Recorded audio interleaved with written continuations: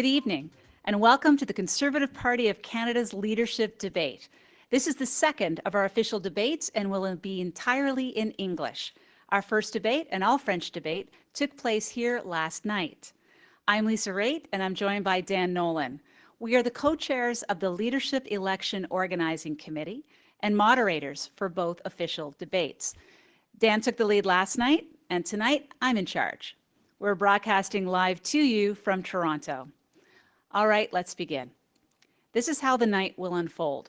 We will start with candidates providing opening remarks in an order predetermined by a random draw held last week. Each candidate will have 60 seconds. Now, we asked Canadians to submit video questions on any topic, and we received over 1,000 entries. Dan and I, as moderators, chose a cross-section of these questions, and these will be used for this debate. The candidates were not provided the questions, but they were given the general themes to be discussed. Following opening remarks, this debate will have two sections. The first half will be a face-to-face format. Two candidates will debate each other one-on-one. A new video question will be played for each face-to-face segment, and those two candidates will debate for 2 minutes after each one has had an opportunity to provide a short answer to the question. All candidates will be given the opportunity to debate each of their fellow candidates once. The second half of the debate will be video questions posed to all candidates. Each will have 2 minutes to answer the question. We will then open the floor to an all candidates debate for 5 minutes. The debate will be approximately 2 hours in length in order to provide all candidates a reasonable chance to speak to you, Conservative Party members, and all Canadians. Now, before we welcome the candidates, we want you to know that the Conservative Party has taken all precautions regarding the group gathering restrictions here in Toronto today. As such, we only have 10 people in this room, and you will see that the candidates are stationed at podiums that allow for the required physical distancing between them. And I would note that if we were in the 2017 leadership race with 14 candidates, we probably would have had to rent out Scotiabank Arena to accomplish this. And now we'd like to present to you the 2020 leadership candidates. Mr. Erin O'Toole. Mr. Peter MacKay. Mr. Derek Sloan. And Dr. Leslyn Lewis. Welcome to you all candidates. Let's begin. We'll start with the opening remarks from each candidate, proceeding in the podium order. Mr. O'Toole, you have 60 seconds. I've been talking to Conservatives about the future of Canada. From my launch in Calgary, where empty office towers serve as monuments to Western alienation, to BC and Atlantic Canada, where lumber mills are closing, to Ontario, where companies like GM are leaving town.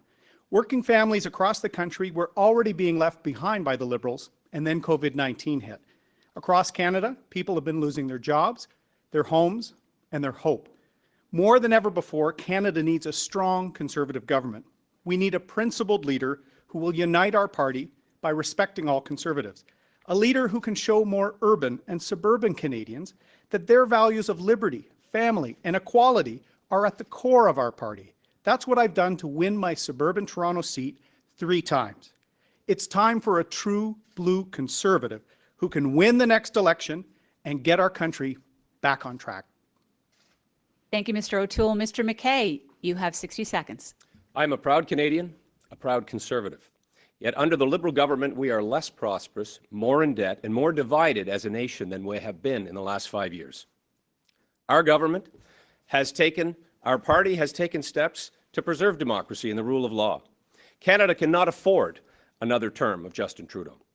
I believe in our party and, of course, Canada, and that our best days are ahead. There are no obstacles we cannot overcome, including COVID-19. We will only win if we are united as a party. And when we reach out to every part of Canada and offer Conservative solutions and ideas. Our caucus has supported me in overwhelming numbers. And as a leader, I will bring our party together. I'm supported by Conservatives across the country, social Conservatives, fiscal Conservatives, new voters, new Canadians, en anglais et en français. We need a leader who attacks Liberals, not Conservatives. I will unite the party as I did before with Stephen Harper. I will defeat Justin Trudeau, and I will bring us back to form a national Conservative majority government. Thank you, Mr. McKay. Mr. Sloan, you have 60 seconds. It is a privilege and an honor to be here tonight representing the founding political party of this great nation. We are facing a divide and divisions here in Canada, whether they be racial, regional, like Western alienation, and even class-based resentment. I stand before you tonight and give you my solemn promise that I will never compromise on Conservative values. I will never sell out Canada, and I will always put Canadians first. I will never give an inch to political correctness. I won't cede an ounce of our sovereignty to international organizations. I'm the only candidate that is committed to defunding the World Health Organization and getting Canada out of the Paris Agreement. I will never put the rich elite and international corporations before the Canadian worker and small business. I will do whatever it takes to make the West an equal partner in Confederation. This is my unyielding promise to you. If you want a Conservative without apology to lead your party, tonight I ask for your support in your vote. God bless you, and God bless Canada. Thank you, Mr. Sloan. Dr. Lewis, you have 60 seconds. Canada is at a crossroads. If the Liberals win the next election, it will be decades before we can recover. I am the right leader with the right policies at the right time. I am the leader that can withstand the Liberal attacks and the lies about who we are as Canadians. We are a good people. To win the next election, we are going to need somebody to lead with courage, compassion, and common sense. The courage to stand up to Trudeau and defend what is right over what is easy. The compassion to have policies that uplift our country and not just a select few. And good common sense fiscal policies. I ran my campaign based on these principles of courage, compassion, and common sense. And with your help and support, that is exactly how I will run this country and this nation. Thank you. Thank you very much, Doctor. Thank you, candidates. And now we will begin the face-to-face portion of the debate. Now, before we begin, we do have 4 candidates this evening who are all experienced in advocating within a set period of time, either in Parliament or before the courts. I also know that these candidates not only want their submissions to be heard by Canadians, but they'd also like to have their opponents' submissions heard by Canadians as well. So with that, if it becomes apparent to me that your message isn't getting through clearly, I will gently intervene and ask that you re-engage in a way that allows for the viewer to understand your points that are being made. You got it? Excellent. With the first question, it will be posed to Erin O'Toole and Peter MacKay. Hi, my name is Mona Patel. I am from Niagara Falls, and I am a proud legal gun owner. Hi, I'm Crystal Caputo. I'm from Niagara Falls, and I'm a French Catholic Serbian Canadian. Hi, my name is Jordan Williams. I'm from Niagara-on-the-Lake. I'm a proud LGBT entrepreneur. Hi, I'm Jackie Seaver. I'm a single mother of a university student from Niagara Falls. And our question today is, if elected leader, how do each of the candidates plan to show Canadians that the Conservative Party is inclusive in order to sway enough middle ground voters to win us a majority government? Thank you. Mr. O'Toole, please start us off. You have 30 seconds. Great question, Mona, Crystal, Jordan, and Jackie. That is exactly what I've been doing when I've won my seat in the GTA 3 times, bringing together people based on a conservative approach, liberty, opportunity for all. I would be our first leader from the GTA. I've done this in 3 elections. I will do it again. Prime Minister Trudeau has been attacking many Canadians in the suburbs and cities of the country. We need to unite them in our cause to take back Canada. Thank you very much, Mr. O'Toole. Mr. McKay, please go ahead, 30 seconds. It is an excellent question, and unity has been at the core of my campaign. I've been a person who's dedicated much of my working life to this party. I helped with Stephen Harper and with thousands of Conservatives to bring the Conservative movement together. But to truly reach out to Canadians, we are going to have to modernize. We are going to have to present ideas, solutions, policies that are relevant in people's backyards and back pockets. And that's what I've been talking about. An 8-point jobs plan for Canada. Sensible, thoughtful policies that will improve people's lives. Not vanity projects, not dividing Canadians the way Justin Trudeau has, but getting things done for Canadians. And that's what's needed post-COVID-19. Thank you, Mr. McKay. The floor is now open for 2 minutes, and we'll let Mr. O'Toole start. Thank you. I think our 4 questioners tonight reflect a good cross-section of Conservative aspirations for the future of our country. Our next leader needs to unite all Conservatives. All voices in our party are welcome. If we don't unite first as a party, how do we expect to bring people in the suburbs of Southern Ontario and the lower mainland of BC, first and second generation Canadians, to join our mission for a more competitive Canada, a more free, more opportunity? We have to reach out by uniting our party first. Mr. McKay started this campaign by dividing the party. We have to unite. That is what I will bring as leader. I also have experience winning where we need to win in the Greater Toronto area, and my experience in the private sector and uniform makes sure I will roll up our sleeves, rebuild Canada and our place in the world. Thank you, Mr. O'Toole. Mr. McKay. Of course, I've only focused on bringing Conservatives together. That's what I've done since my earliest days, back in 1997, when I first left the prosecutor's office to join the Conservative Party in that election.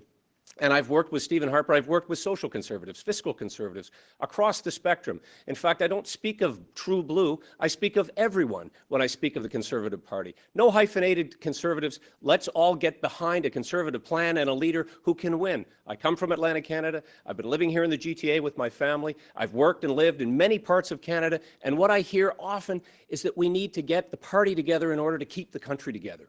It's that serious. We need to ensure that we're going to be united as a movement, and I can lead now as I have in the past. Justin and it's Trudeau not just about being in the House of Commons. It's about Mr. O'Toole, I'm going to let Mr. O'Toole go, and then you, Justin Mr. Trudeau McKay. has been suppressing democracy. He's spending $250 billion. There's no accountability. We know with the Liberals what happens, corruption. Parliament will reconvene in September. I will be a leader to hold them to account. Okay. Last 10 seconds to Mr. McKay. Win in Southern Ontario and in BC. And I remember being in the party. House of Commons when the entire sponsorship scandal broke, and we pushed on the government to be accountable. And we need to do that again when we have a parliament again, which Mr. Trudeau has shut down, unfortunately. Thank you very much, Mr. McKay. The second question will be posed to Mr. Sloan and Dr. Lewis. Hello, candidates. My name is Joseph, and I live in the riding of Milton.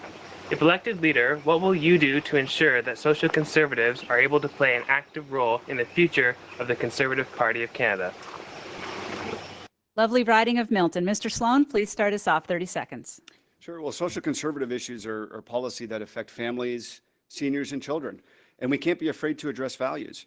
The Liberals are so radically far to the left in their ideas when it comes to conversion therapy and abortion that we can gain ground on these ideas.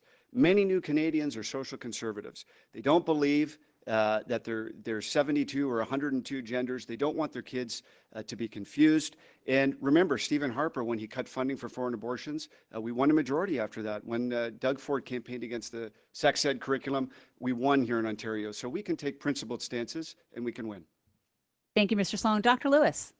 Social conservatism is a very, very important part of our party. And one of the reasons why I decided to run is because I saw the divide within our party. I saw that there was a potential that social conservatives would be ousted from the party. And I think it's very important that we recognize that people with traditional values, people with religious values, that all of these parts are important to our great democracy. And that is what I would do, is uphold all of these values within our party.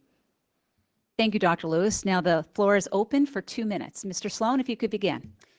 Well, I don't think we're going to be arguing too much here, Leslyn, but I think it's important to recognize that there is a lot of agreement within the party. Behind the scenes, even my two friends over here, Peter MacKay and Erin O'Toole, would agree with me that it's not right that Canada doesn't have any laws when it comes to abortion, for instance. It is out of whack.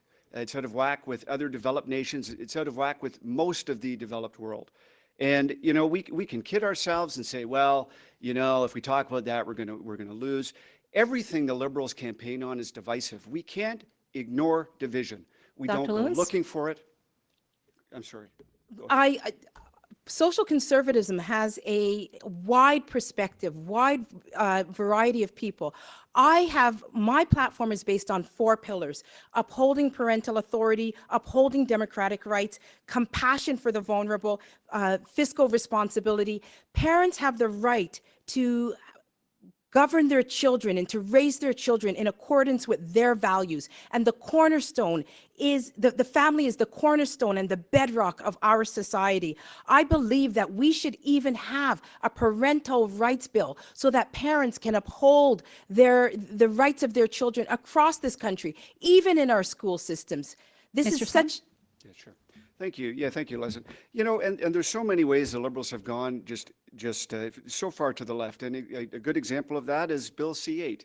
And this is a bill that will take a parent and potentially jail them if they want to get their child who's experiencing gender dysphoria, gender affirming counseling.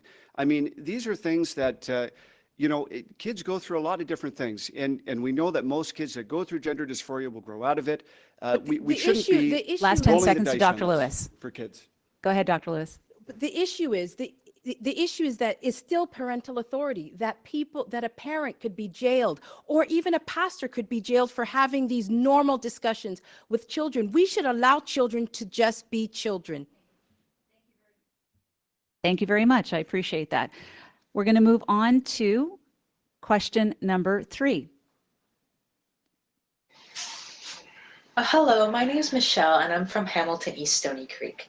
My question for the candidates is, how can we develop our environmental stewardship while economically developing our oil, gas, and natural resources?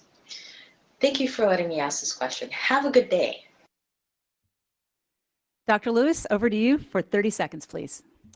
My plan is to develop our natural resources in an environmentally sustainable manner, and I have 4 policies to do that. The first is to incentivize corporations, then to bring in balanced regulation, and also to clean up the orphan wells, and also to adopt a national environmental policy. My policy is to make sure that all Canadians have clean air, clean water, and live on uncontaminated soil. Thank you, Dr. Lewis. Mr. O'Toole. This is a great question. We have to have the right balance. Let me be clear. I will kill the carbon tax, get pipelines built, and win the next election with a real environmental plan. These are 3 things that Mr. McKay cannot do. Justin Trudeau is making us less competitive, and he's dictating an Ottawa knows best approach to the provinces. What Premier Kenney or Premier Ford is doing to lower emissions, we should respect and support. My Our Country plan has a Rebuild Canada section that will get us back on track and help the environment. Thank you, Mr. O'Toole. The floor is now open for 2 minutes. Dr. Lewis, if you'd begin. My policy incentivizes companies to develop innovative technologies, and these technologies will uplift our environment and our economy simultaneously. I will make sure that we develop our economy and our environment without foreign interference. We will stimulate corporations by having them invest in innovative technologies, which means bringing in tax credits. We will sell our liquefied natural gas abroad to bring down emissions in places like China, who's still dependent upon coal. We will reduce regulation and create simplified procedures. Thank you, Dr. Lewis. Thank you. I'm going to move over to Mr. carbon O'Toole. tax. We'll come back to you for last 10. And I agree entirely with Dr. Lewis. There's a number of amazing Canadian technologies we can use. Nuclear power, carbon capture and sequestration. Our LNG can shift coal emissions overseas. So I support that. There are 70,000 jobs in nuclear alone. I've been a supporter of that since I was first elected. I also have proposed a Strategic National Pipelines Act that will make Cabinet the decision maker so that projects can get going. Justin Trudeau has taken an ideological approach. He killed Energy East. He killed Northern Gateway, a pipeline 1/3 owned by Indigenous Canadians, and then he had to buy the remaining pipeline. We need to make it a cabinet decision, and a Prime Minister, I will show the country that pipelines are in the national interest from Newfoundland and Labrador to British Columbia. Thank you, Mr. O'Toole. Dr. Lewis? I will make sure that we have enabling legislation. We have had legislation that has targeted provinces like Alberta. Bill C-68, Bill C-48, and Bill C-69 has eliminated our oil and gas sector. Thank you very much. We will move on to the fourth question, which will be posed to Mr. McKay and to Mr. Sloan. Hi, I'm Sierra Bird, and I'm the Conservative Party candidate of record for Churchill, Kuwait, Nagaski. The Liberals have done nothing to help Indigenous people over the last 5 years. That is why it is imperative that the next leader of our party has the ability to build strong and trusting relationships with Indigenous Canadians. As leader and Prime Minister, what would your plan be to tackle issues such as clean drinking water, rural connectivity, and mental health services? Thank you. Mr. McKay, we'll begin with you. Sir, thank you. First thing, we'd like you to run again. And that's also something that we need to do is include people in every institution, in every part of the country. There should be no barriers. And that is particularly true of the largest and fastest growing population in Canada, which is our First Nations. Yes, we need to ensure clean water on reserve and off reserve. We need to ensure that people have basic rights to opportunity, basic rights to work. I agree with Mr. O'Toole. We should have national pipelines and partner with our First Nations in real ways. And so there are many steps that we can take. Mr. Trudeau has failed miserably when it comes to our First Nations. Thank you, Mr. McKay. Mr. Sloan, please go ahead. 30 seconds. Well, I agree. I think that clean water supplies on reserve should be a #1 priority. I also believe that, bringing an end to these boil water advisories needs to be at the top of our list. Another thing that I think we need to do is there were some laws that were controversial that Stephen Harper brought in, the Transparency Act that he brought in. The Transparency Act, where we see where money is going, helps more money get to where it needs to go on the bans, and that is also a priority for me. And I'll just leave it at that for now. My time's almost up. Thank you very much, Mr. Sloan. The floor is open for 2 minutes. Mr. McKay, please go ahead. I think working in real partnership and working towards reconciliation, which goes on. I'm proud of the work that we did as a government, where we worked to raise the rights of property rights for women on reserve, our First Nations. We worked to bring about transparency, as Mr. Sloan said. That was an important part of ensuring that programs were working. I was proud of the work that we did on the Victims' Bill of Rights, to address issues on reserve of violence and education. It means, of course, working directly with First Nations and listening to them, hearing their thoughts, their input, and their progress and dreams and aspirations. It is a priority for us as a country to move forward on this file. It is an important engagement that we need to continue in meaningful ways that get results. Mr. Yes Sloan. to water, yes to jobs. Mr. Sloan. We also need to make a clear path for resource development that will benefit reserves. And we need to allow First Nations to be able to say yes to energy projects that will bring prosperity to their communities. And so that's why I'm against the United Nations Declaration on the Rights of Indigenous People. I think that it will add additional complexity to approving these projects. And these projects bring the lifeblood of money and jobs into these communities. Justice and accountability and transparency are things that we all want in our life. As proof that the failure of this government, we saw the blockades. We want to see projects, meaningful projects that include and offer the opportunities to our First Nations. Having a First Nations Transparency Act helps in that pursuit. I've reached out to members of the First Nations community. I had 2 communities in my constituency in Nova Scotia, and we saw the progress that can be made on real projects that matter, that lift up the entire First Nations people. The UNDRIP, the United Nations Declaration on the Rights of Indigenous People, it does not respect provincial authority. And we saw its principles at play with the Coastal GasLink blockage in northern BC. This is what we will see over and over again if we enact legislation based on that document into law. And I will always fight against it, and I hope Mr. McKay would as well. Our First Nations Rangers program is a perfect example of the incredible contributions made to this country by our First Nations. I would like to see that program enhanced. Thank you very much, Mr. McKay. The 5th question will be posed to Mr. O'Toole and Mr. Sloan. Hi, Conservative candidates. My name is Danju. I'm from Calgary. My question to you is, what is your plan to bring back supply chain to Canada? How do you want to create jobs for our young generation? Mr. O'Toole, please start us off. 30 seconds. Thank you very much, Danju, for the question. Justin Trudeau was late on our border, and late with the economic response. And we've seen just how far behind Canada's been. No wonder he's suppressing Parliament. He doesn't want his record examined. In my Our Country platform, I have a detailed program on being self-sufficient in PPE, in critical security supplies, in food security. We need to make sure that we also have free trade amongst free countries and address the Communist Party of China. Thank you, Mr. O'Toole. Mr. Sloan.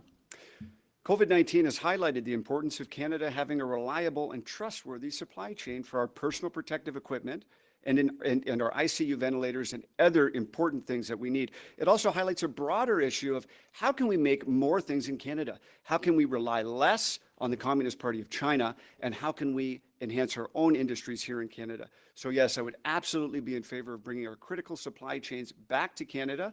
But beyond that, we need to do more manufacturing, and made in Canada is always best for Canada. The floor is open for 2 minutes. Mr. O'Toole, please. Thank you.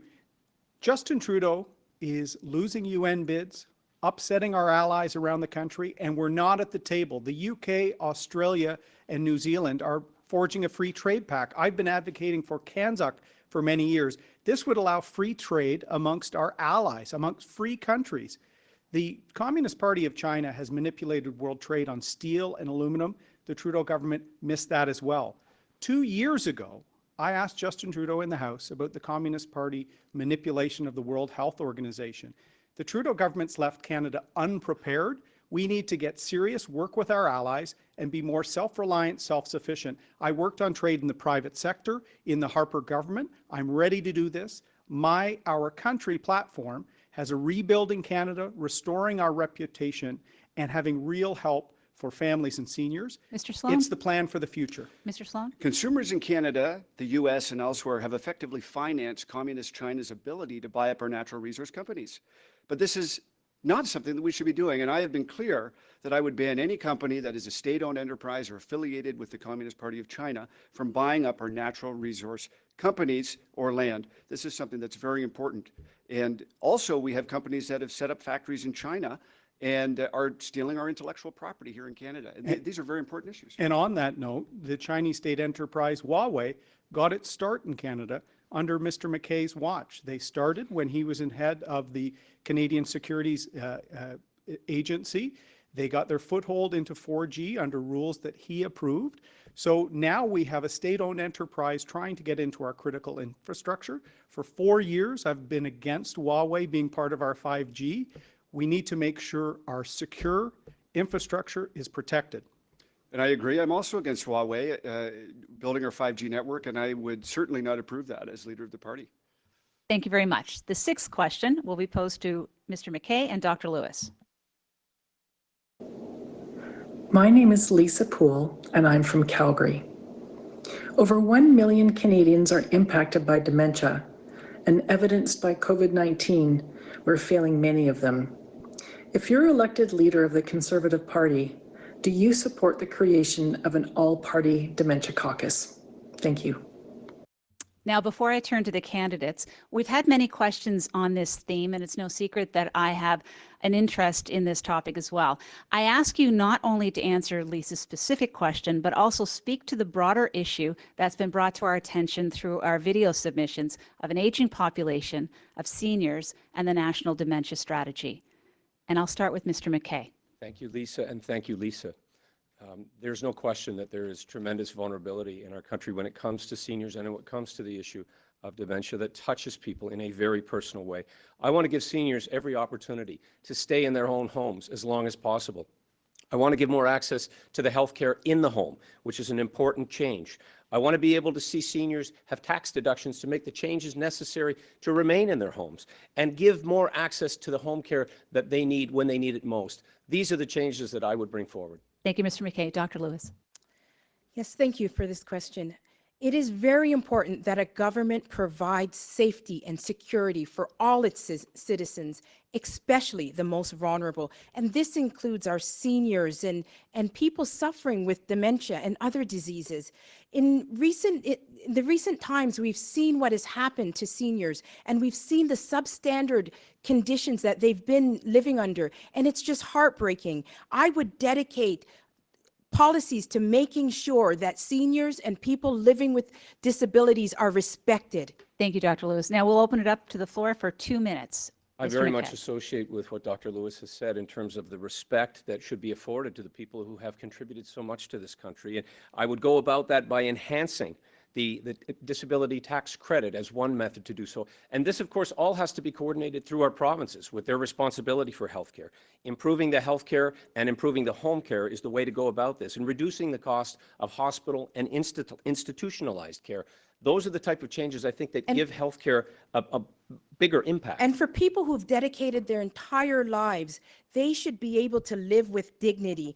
And I believe that we should be able to have policies that improve senior care, that allow seniors to remain in their homes for a longer time, increasing the tax deduction so that they can modify their homes, and also increasing the penalties for people who neglect seniors and who mistreat seniors. We should also have home care services and make sure that we fund those home care services so that seniors can be in their homes for longer periods of time. We also need to increase palliative care and long-term care and foster a culture of respect in this country for the aged.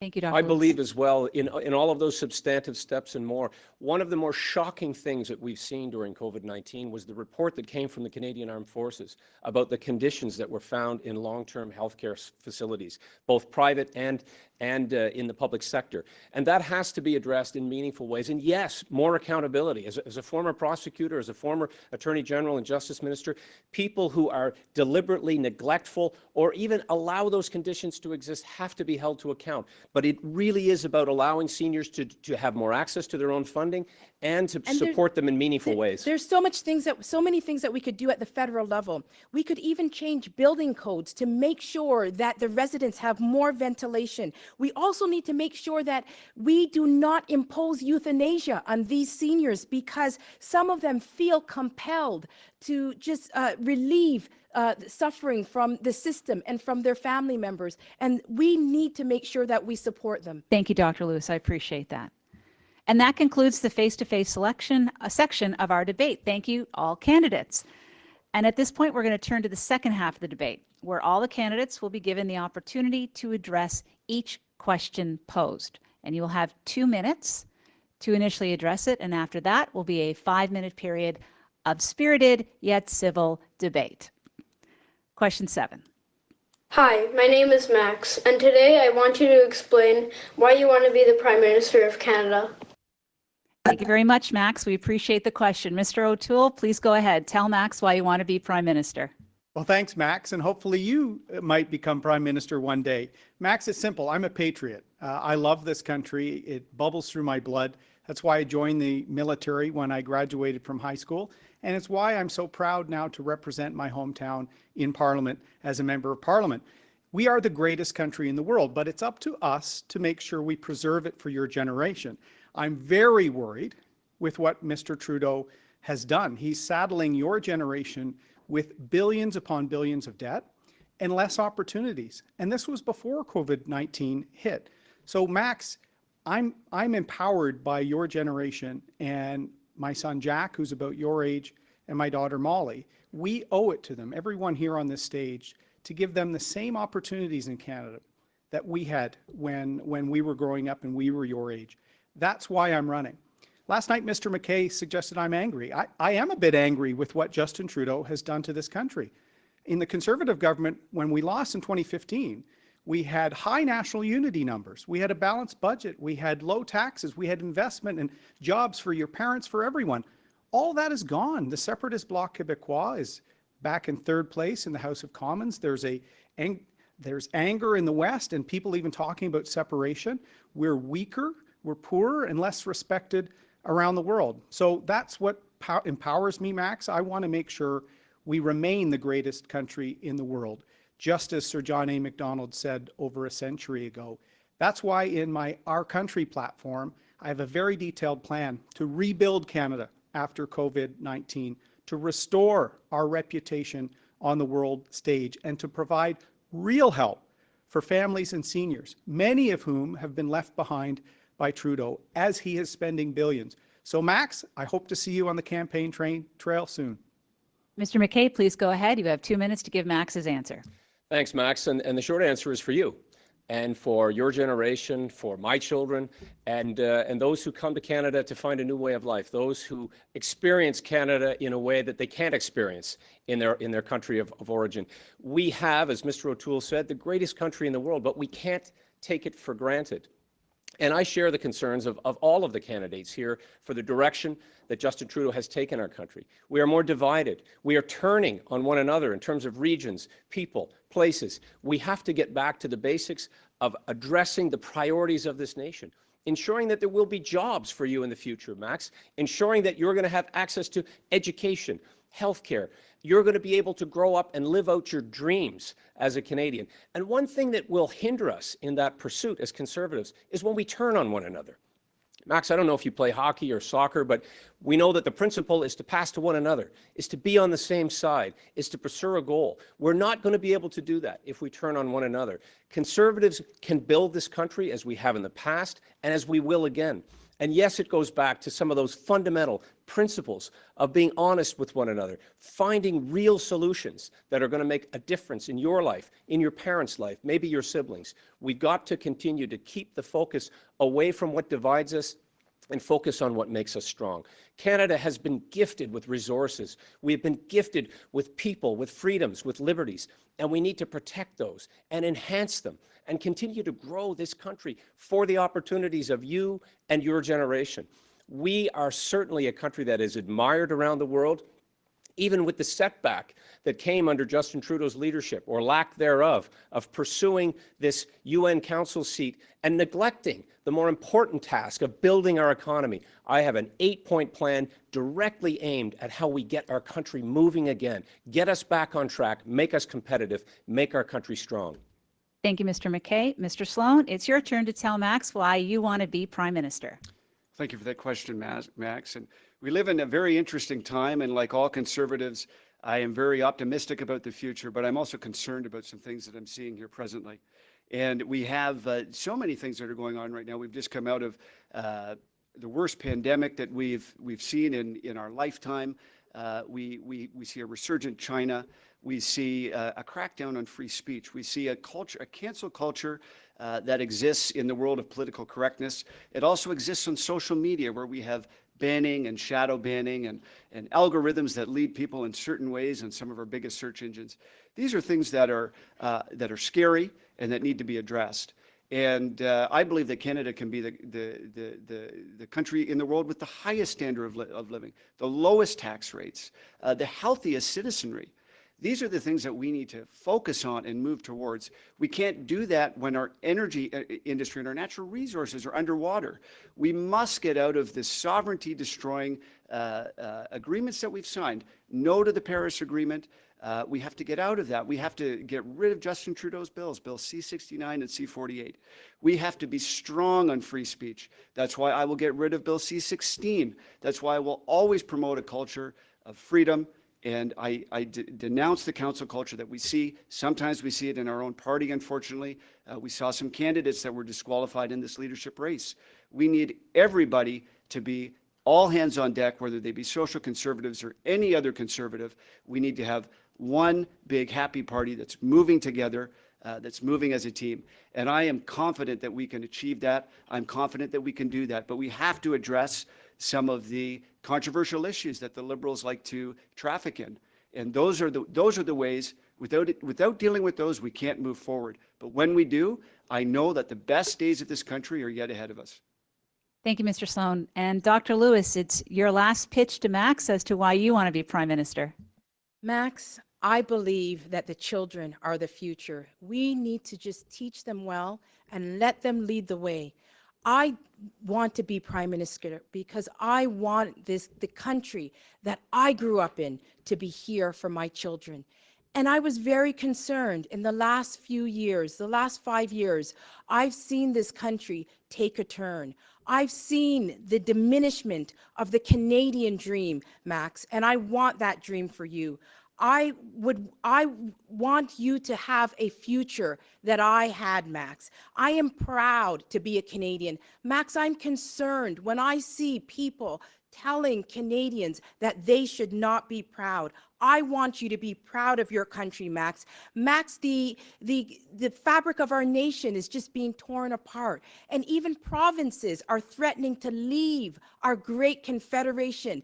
Debt is piling up. That debt you will be responsible for, Max. And I want to make sure that we take responsible steps so that you have a bright future, the same way that I have a bright future. And so that, Max, you could have the dream of one day standing here and one day potentially running to be the Prime Minister of this country. And in order for that to happen, Max, we need to make sure that we have strong economic policies, that we care about our vulnerable, that we protect our children, that we maintain our environment, and that we create a strong future for children like yourself, Max, because you are our future, and your life and your progress and your health and your well-being is important to us.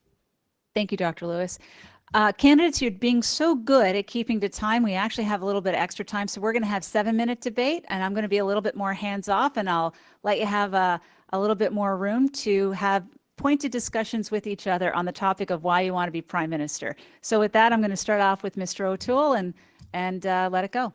Thank you very much, Max. A few weeks ago, I was in the House of Commons and I asked the government to give some support to seniors, a one-time boost to the old age security. And then a few weeks later, they did that. Seniors had been struggling in COVID-19 like many Canadians have. It shows, Max, why an opposition is so important and why I'm so proud of my colleagues in the trenches holding the government to account. In fact, we fixed the wage subsidy and certain things to save jobs. Maybe your mom or dad's job, we made sure it was a higher amount. We were pushing for more support from small and medium-sized businesses. The government didn't listen, unfortunately. We also asked them to close the border in January so we would prevent cases from coming into Canada, and the Trudeau government didn't listen. So our democracy has been suppressed because the Trudeau government doesn't want to be held to account. I'm very proud that I've been pushing on a number of these measures as an MP, both in the House and on the campaign trail, and Our Country platform has a Rebuild Canada plan. It will restore our reputation, and it will provide real help for families and seniors like we were able to do by advocating for the OAS for your grandparents, Max. That's what our democracy is about. And I'm very proud to have worked with my colleagues in the last few years to hold Mr. Trudeau to account. I'm ready to beat him in September, and that's what this race is really about. It is about that, and it is about pressing the government, and it's incredible what you can do when you get to the Parliament of Canada.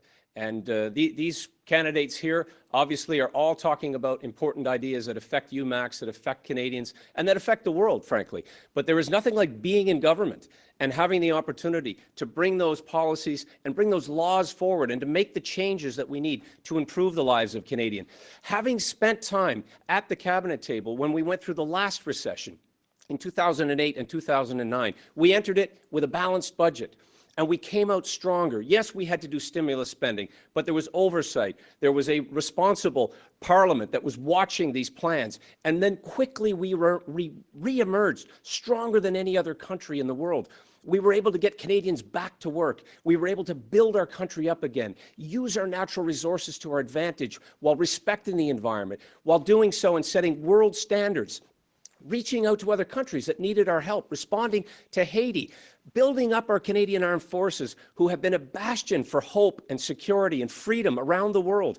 What we did in Afghanistan is breathtaking. Our men and women in uniform were liberators. They went there, and under their protection, we were able to build schools, vaccinate children, leave the place better than we found it. And we can do the same for our country. When in government, we want to leave it better for you, better for your parents, and better for your entire generation. As Dr. Lewis said, we want this country to be a place that you can be proud of, the way we are proud of this country. Max, it is also so important, Max, that your parents have authority to raise you in accordance with their values and their beliefs, Max, because they're the ones that are pushing you through life.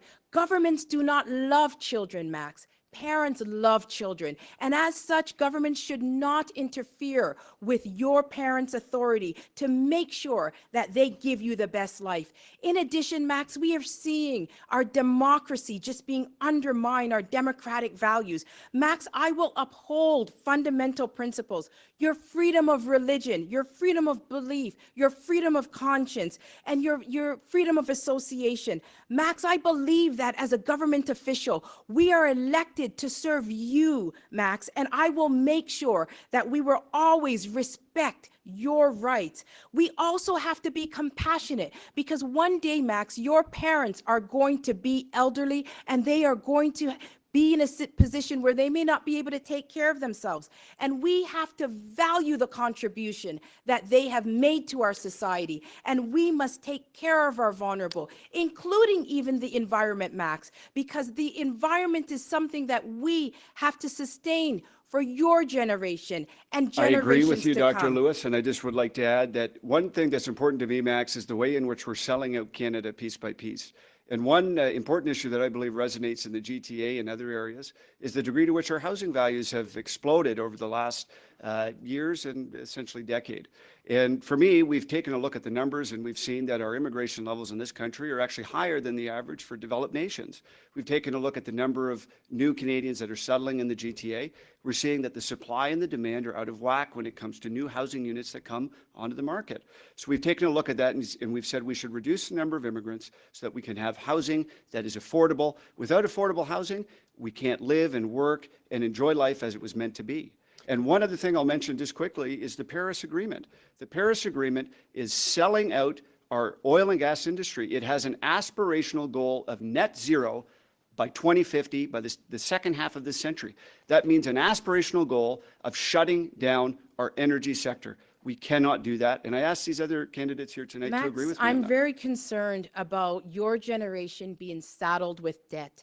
I think it's irresponsible for government to saddle future generations with debt. And that's why, Max, it is very important for us to have strong fiscal policies. My policies will make sure that future generations like yourself are not indebted, Max, so that you have a fair opportunity and so that you can have the same chance to succeed that I've had to succeed, Max. And part of those chances, Max, will be technology and the jobs of the future. And you are part of a generation that will be the most educated, that will have the world in the palm of your hand. But that's also a challenge because there's vulnerabilities because of new technology. And we need to ensure that there is broadband internet available in every part of this country, every community.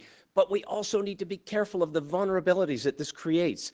I know that you probably enjoy playing those games sometimes and being online, but let's be careful of the vulnerability. Because of the new free trade agreement, there is new vulnerabilities This created. week, my son was more excited about the launch of the new Fortnite season than his schoolwork, like many families. That's why in my plan, I have some real help for families. We need to make sure that more childcare expenses are deductible. Parents need to have the ability to juggle the family, which is critical, and the ability to work and provide for it. And as Derek said, particularly in some of the suburban and urban communities, that's expensive. That's why with real help, more support for parents, allowing them to work and provide for their families is at the core of my plan. Well, Max, I hope you got an answer to your question tonight from our candidates. We're going to go to question number 8, please. Hi, my name is Jesus, and I'm from Ottawa, Ontario. My question is, what are your thoughts on systemic racism, and how would you demonstrate leadership in that area? Mr. McKay, you have 2 minutes. I think we have to acknowledge that systemic racism exists. It exists in our institutions. It exists in our communities across this country. I grew up in a small town in New Glasgow that has the shame of having excluded Viola Desmond from a theater. And this was an issue that I was always aware of my entire life. And so one of the most important things I think we have to do, Jesus, is listen. And listen to people who have the experience, who have lived it, and go about ways making a real effort in education, in the way that we address these issues of opportunity and remove the barriers. It really is the action time. It's the action time to get things done. It's the action time as well to respect the views of everybody on how we build a country that is more inclusive. We have an incredible reputation for having opened our doors and opened the opportunities, but we still have systemic racism when it comes to our First Nations. when it comes to the challenges that they still face and the exclusion that they still feel. We have lessons that can be taught at home, in our schools, in the public square, in this debate. And so it is the action part. We have a prime minister who did blackface. He's not well situated to lead the country in a way that is going to address these issues in a real way. It has to go well beyond the symbols. We need action on respectful discussions around policing. Having more members of our visible minority community, our cultural communities, represented in the institutions is what I believe will not only symbolize progress, but will bring about the progress, because there will be greater discussion and decision-making in the halls of justice, in the halls of business, in the halls of government, and in our institutions. We have to continue to invest in ensuring that we have better mental health outcomes for those who also are discriminated against. We need to ensure that people are not subject to abuse because of their place of origin or because of their belief. There are many things that we can do and continue to do, and having an honest and sometimes awkward discussion is part of those steps. Thank you, Mr. McKay. Mr. Sloan, 2 minutes. Canada has made mistakes in the past, but it is also an open country. It is a diverse country, and it always strives, in my view, to be the best that it can be. I believe that we do have problems with racism in Canada, and that we have people who are racist in Canada, like many countries do, like all countries do. But I don't believe that we should call Canada a racist country. I believe that Canada is a beacon of light and liberty across this nation, and that we have many things that we can do to improve, but there's many things that we've done that other countries look up to us for. I'll raise an issue that I believe is important, and we do have a form of systemic racism in Canada, and it is the law Bill 21 that we have in Quebec.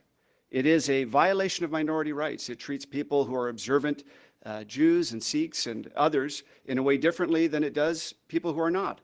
I believe that's an issue, and I know that we don't like to talk about it. We feel that it will hurt us in Quebec. And, you know, I obviously respect provincial jurisdiction, but this bill is not right, and I'm against it. And I believe that there are other ways that we can work together to preserve Quebec's unique culture. And I call on the other candidates tonight to make a statement on this bill, as I believe it's important. Thank you. Thank you, Mr. Sloan. Dr. Lewis. Thank you. So racism and discrimination exists in every society, and unfortunately, Canada is no exception. But we have to distinguish between individual racism and systemic racism. Many people respond to the question of systemic racism by saying, I'm not a racist. That is individual racism. That shows evil intent. So systemic racism, we have to understand, is something very different. It deals with outcomes that are negative. And so when we look at the system, we can assess and we can say that we have had residential schools in Canada, and that has led to a negative outcome. We can say that there are different outcomes in the educational system, and those can be tied with race. We know that there are different outcomes in the criminal justice system. If we take, for example, even a First Nations person, a First Nations person charged with the same crime as a non-First Nations is more likely to be found guilty of that crime. It's more likely to be charged. When charged, higher conviction rate. When convicted, higher sentences. Less chance to get bail. So these are things within the system that we have to say that we can make better. Canada is the best country in the world, but that does not mean that we have an opportunity to not make it better. I feel that what we should do is we should examine the systems and attempt to move away from saying that we are going to be destructive and destroy systems that are imperfect. All systems are imperfect, and so we need to look at them. We need to look at how we can modify certain institutions, such as our police, how we can modify our education system, how we can modify our criminal justice system so we have better outcomes. Thank you very much, Dr. Lewis. Over to you, Mr. O'Toole. Thank you, Jesus, for the question. It's an important one that many families have been having discussions about, including Rebecca, with our children. We live in the greatest country in the world. And as public officials, it's our commitment to make sure it lives up to the ideals that we want it to be. I think conservatives are actually very well placed to be the champions for this approach, because our inherent principles of rewarding hard work, respect for others, liberty, opportunity, those are at the core of who we are as Conservatives. They actually unite all parts of our movement. So we should unite behind a zero tolerance approach to any form of racism, anti-Semitism, discrimination. We must make sure we show that we want merit and success to be the best, not the color of someone's skin, not where they've come from, how long they've been in Canada, their faith. We should really make sure we strive to be the Canada that we all know we are, but we need to be always striving to be better. Reconciliation is particularly important. I've said how Justin Trudeau will do symbolic gestures like taking a name of a father of Confederation off a building, but then he'll, on the next day, cancel a pipeline that dozens of Indigenous bands were planning on employment and wealth creation for their people. There was no consultation when he did that with Northern Gateway. What is reconciliation? It needs to be participation, collaboration in the opportunity that is Canada. That's what will happen. That's why, as a private sector lawyer, I volunteered some time on First Nation businesses and opportunities to make sure that reconciliation is a recommitment to our country. I served in the military, and I'll tell you, when someone has your back, you don't care what background they have. It's trust. Your brothers in arms. And that's the approach we should have as Canadians, supporting one another, striving to remain the best country in the world. Thank you, Mr. O'Toole. The floor is now open for 7 minutes. Candidates, we'll start it off with Mr. McKay. I think the collaboration aspect of Jesus' question is what we need to come back to, and that is, how do we address some of the problems in our justice system, as Dr. Lewis discussed? How do we get to a place where we're able to have those frank discussions that Mr. O'Toole spoke of? I've had those discussions with my wife, who came to Canada as a child and has experienced racism in her life. We have to address these issues, though, in meaningful ways. The discussions are important. The listening is perhaps more important now than ever before. The saying of walking in somebody's shoes is something we have to be deeply thoughtful about and talk about with our children as well. But it is about stopping it and stamping it out and being intolerant of intolerance. We cannot allow this to exist in our institutions, and the police, quite frankly, have to be a big part of this discussion, because the police are tasked with enforcing our laws. The police are on that proverbial front line. But I do not believe that defunding our police is the answer. I do believe in, of course, support for our social services, making necessary investments in education, having those frank discussions. But our police, let's not forget, heroes like Heidi Stevenson in Nova Scotia, David Wynn in Alberta, they put their lives on the line, much like our armed forces personnel, our first responders who have been dealing with COVID-19. Defunding them has the exact opposite effect of what we need. We need to talk to them. We need to have education about when to use force and the proper exercise of authority. Those will make real differences, Jesus, in your community and in all communities. But we also have to make sure that we just don't engage in virtue signaling, because the Prime Minister took a knee, and he is the Prime Minister. So he has an ability to make substantive changes. Taking a knee is just a symbol. If he wants to do something about making this country a better place, he can do it. And so I think it's very, very important that we have realistic, real changes. And I don't believe that defunding the police is a realistic option, because these are individuals that run into danger when we're running away from it. And so we need to honor them, and we need to make sure that if there is something wrong with that institution, that we work together as a nation to make sure that we build it up instead of tearing it down. I agree with Dr. Lewis.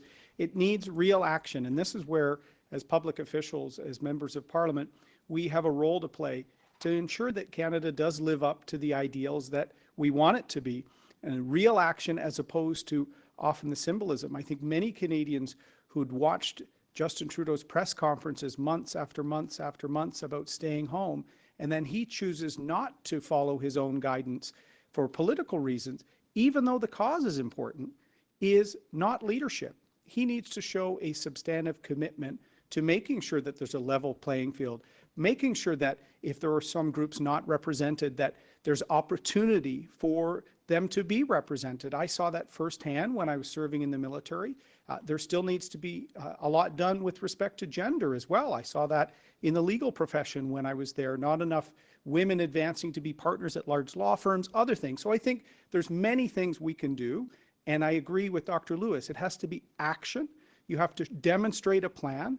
It can't be one-time press-related events. It has to be a long-term commitment. And I'm just going to cut you off there. Sorry about that. But I just want to agree with Dr. Lewis and Peter here about the police forces. And, you know, police brutality is wrong. And I am against the treatment of George Floyd and others who have been treated mercilessly by the police. But these, overall, our police forces, I believe, want to protect our communities.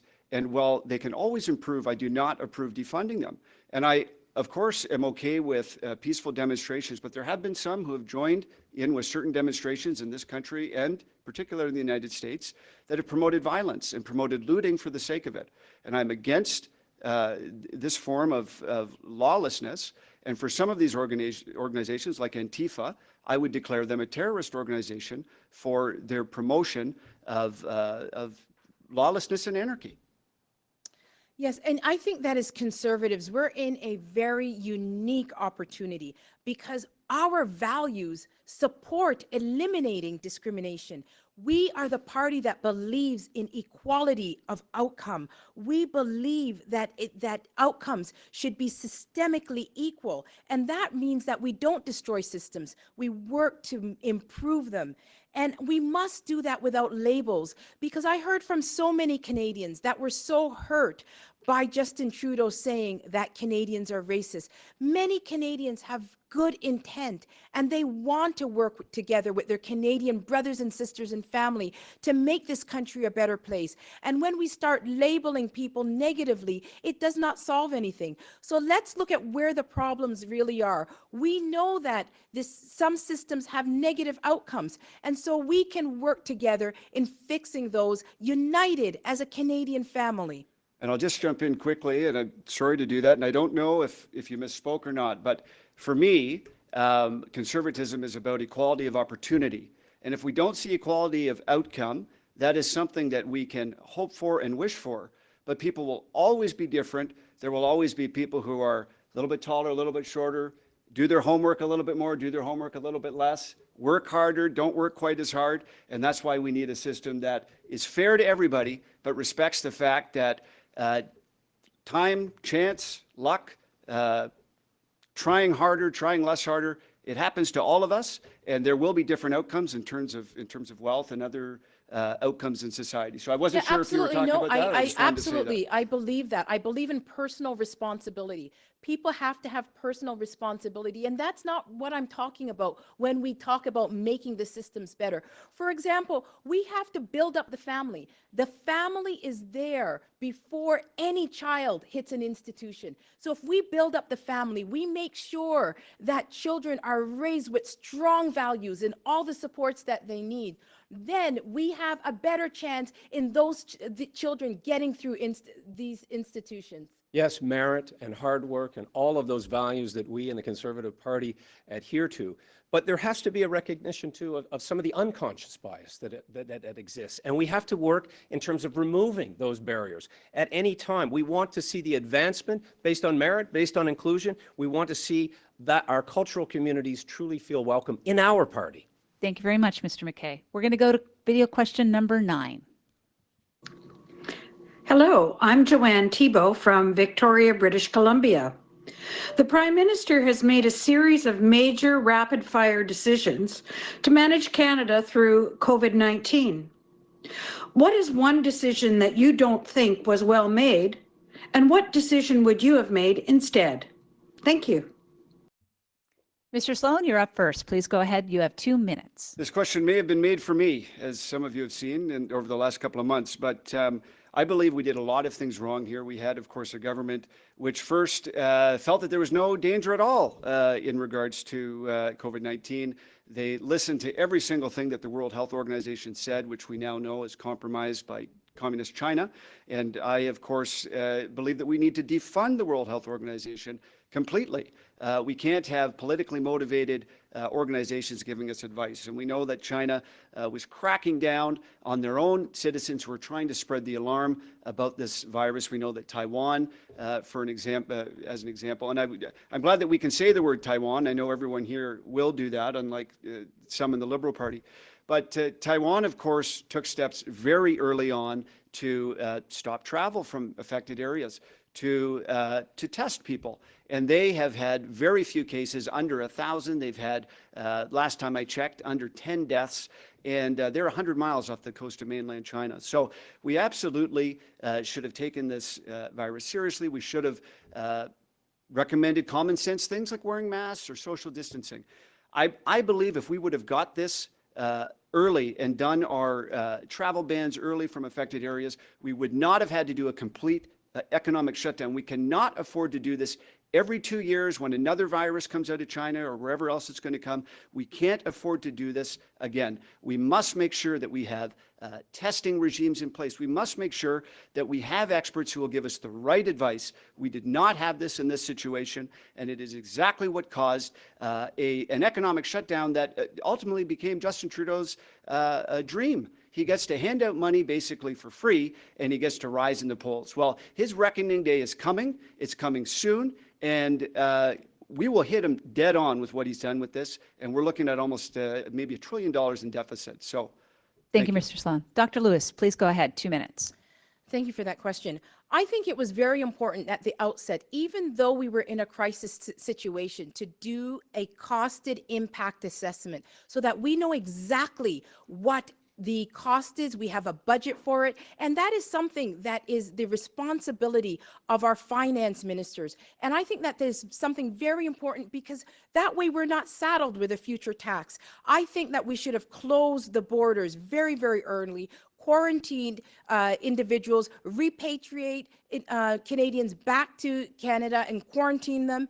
And we needed to rely on our own data and not the data that came out of China and the WHO. We also needed a better emergency preparedness strategy. And we need to make sure that we do that in the future, having key manufacturing sector to deal with our essential goods, such as our stockpiling of our supplies. They were very low. We want to make sure that we also close the border.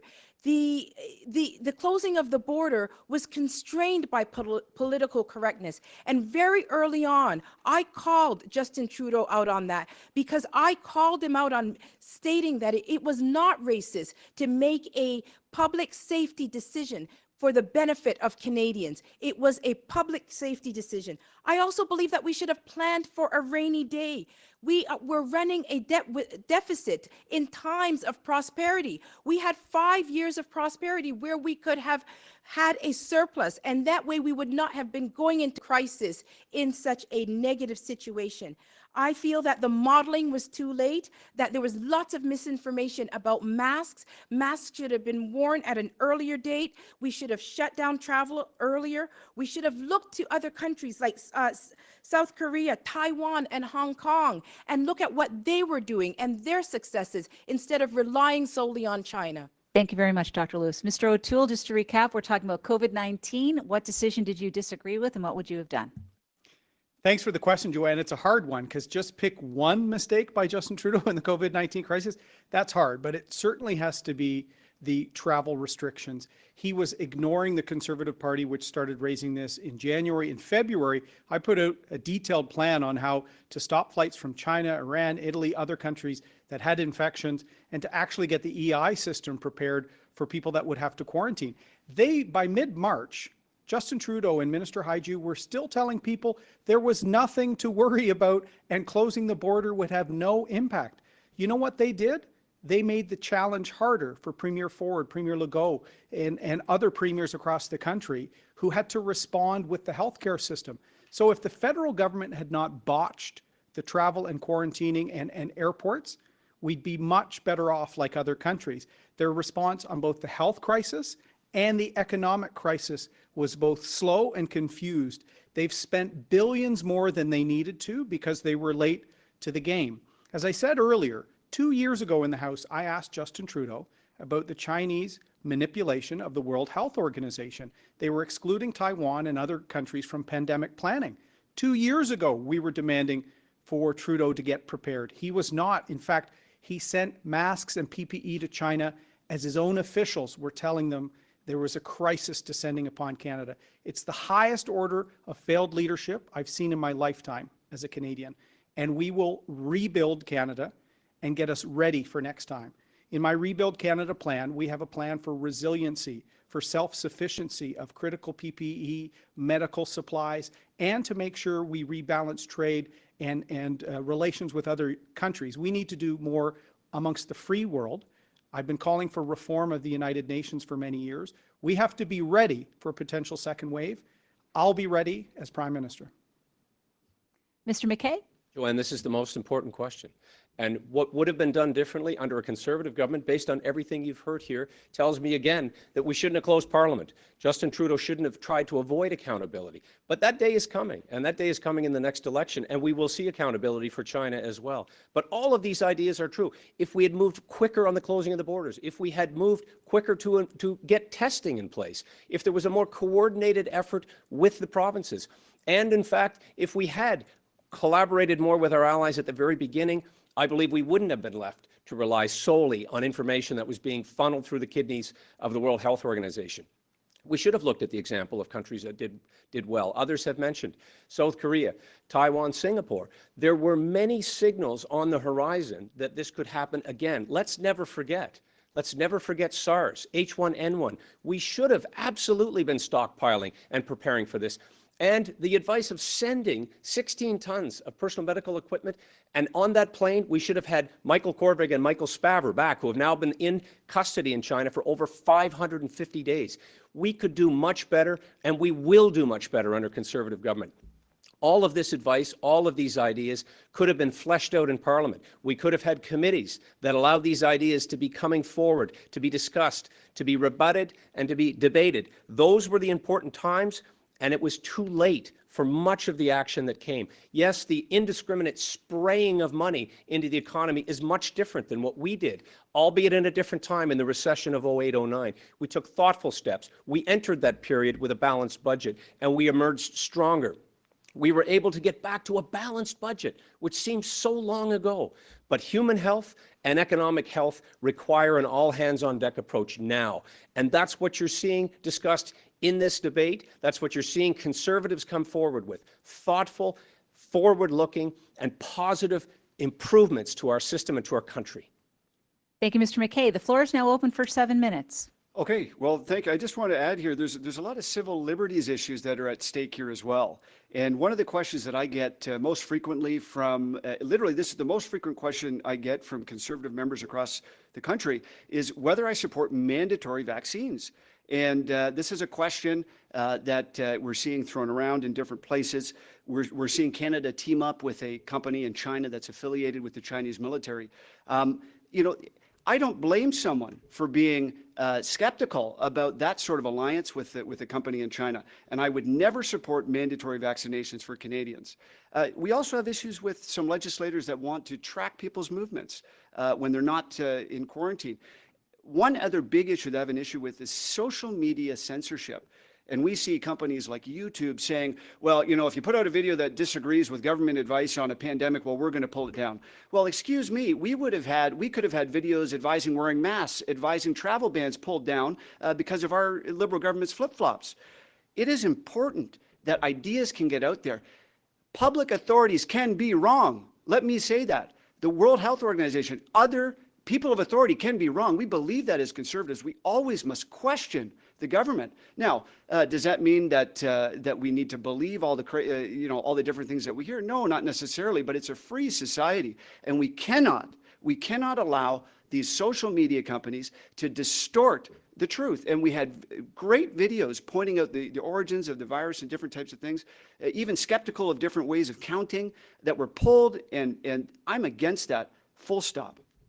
Sharing of information is absolutely important, and we can do so at the speed of light now. We have the capacity to share information, which is why we should have been looking for other sources, not relying solely on the World Health Organization.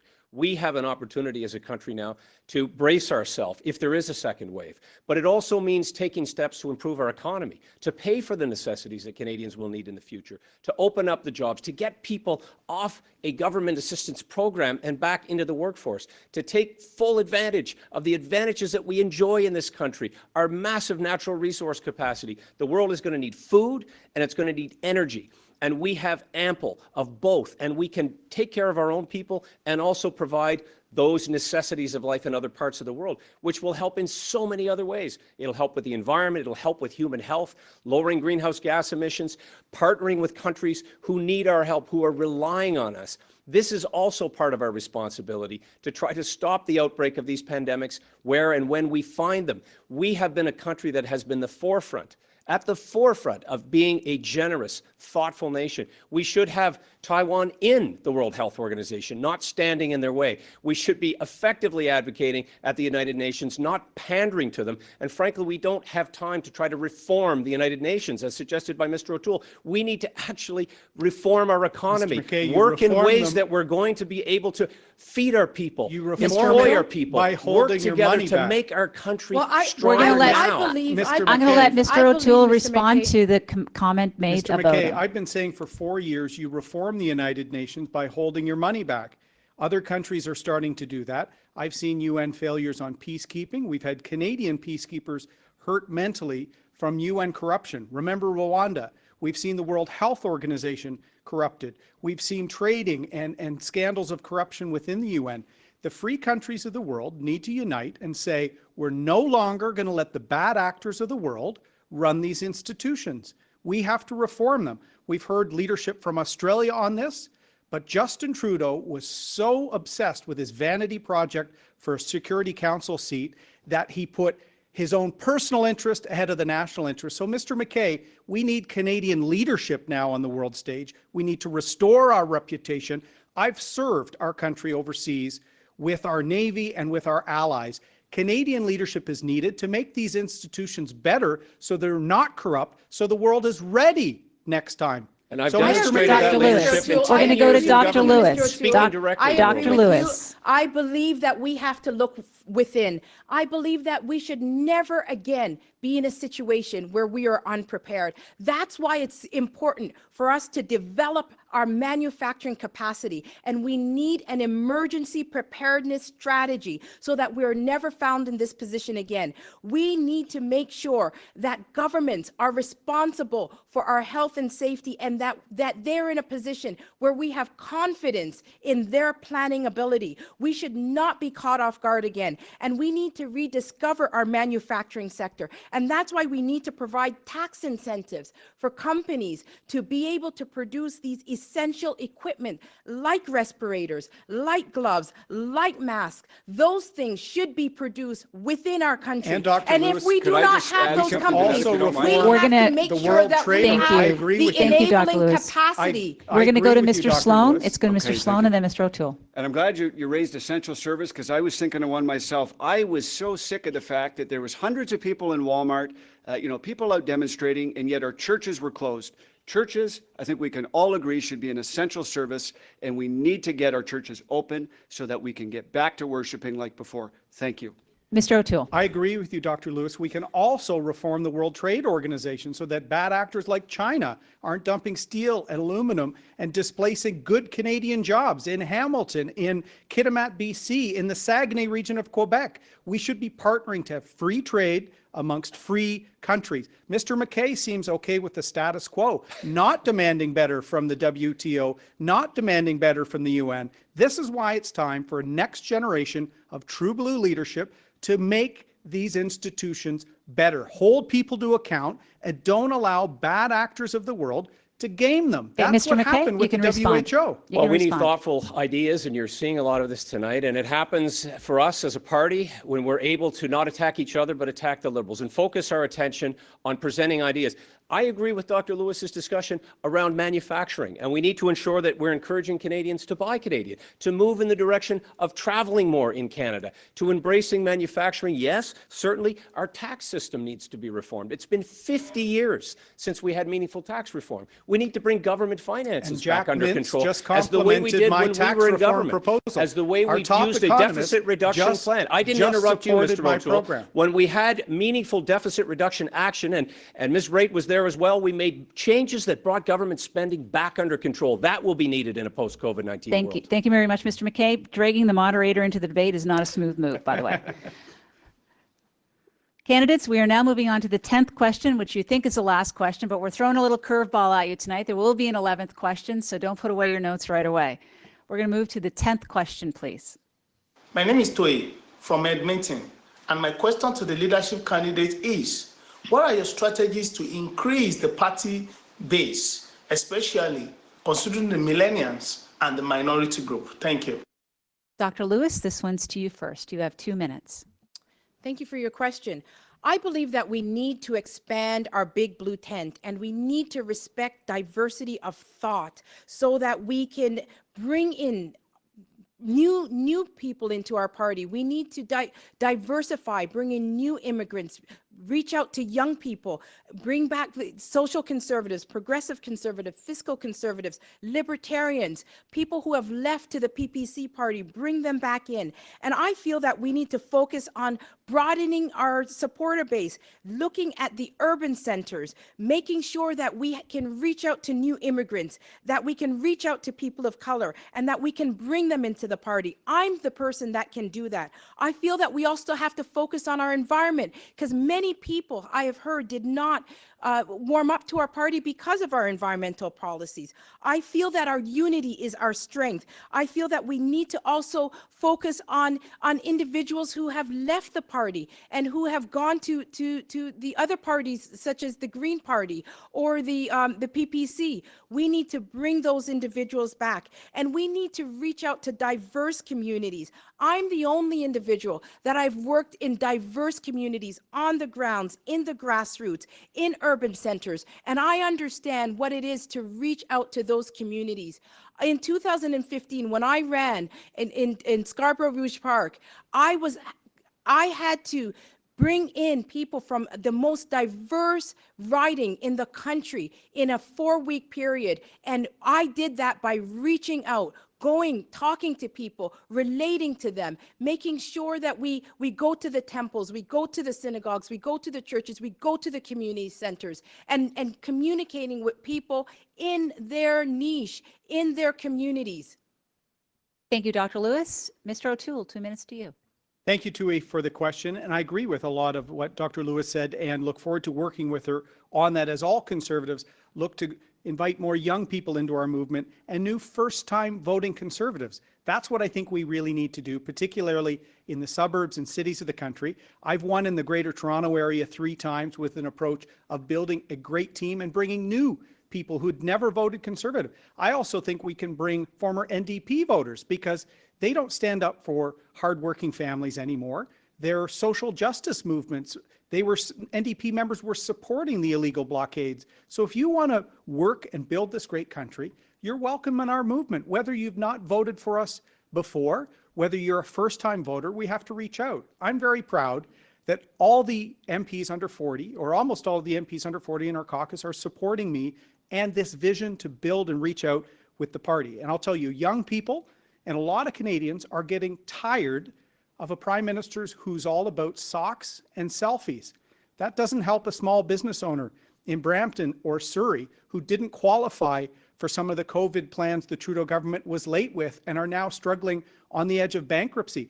That doesn't help Justin Trudeau's vanity projects, a student with increasing debt and now with high unemployment rates as a result of COVID-19.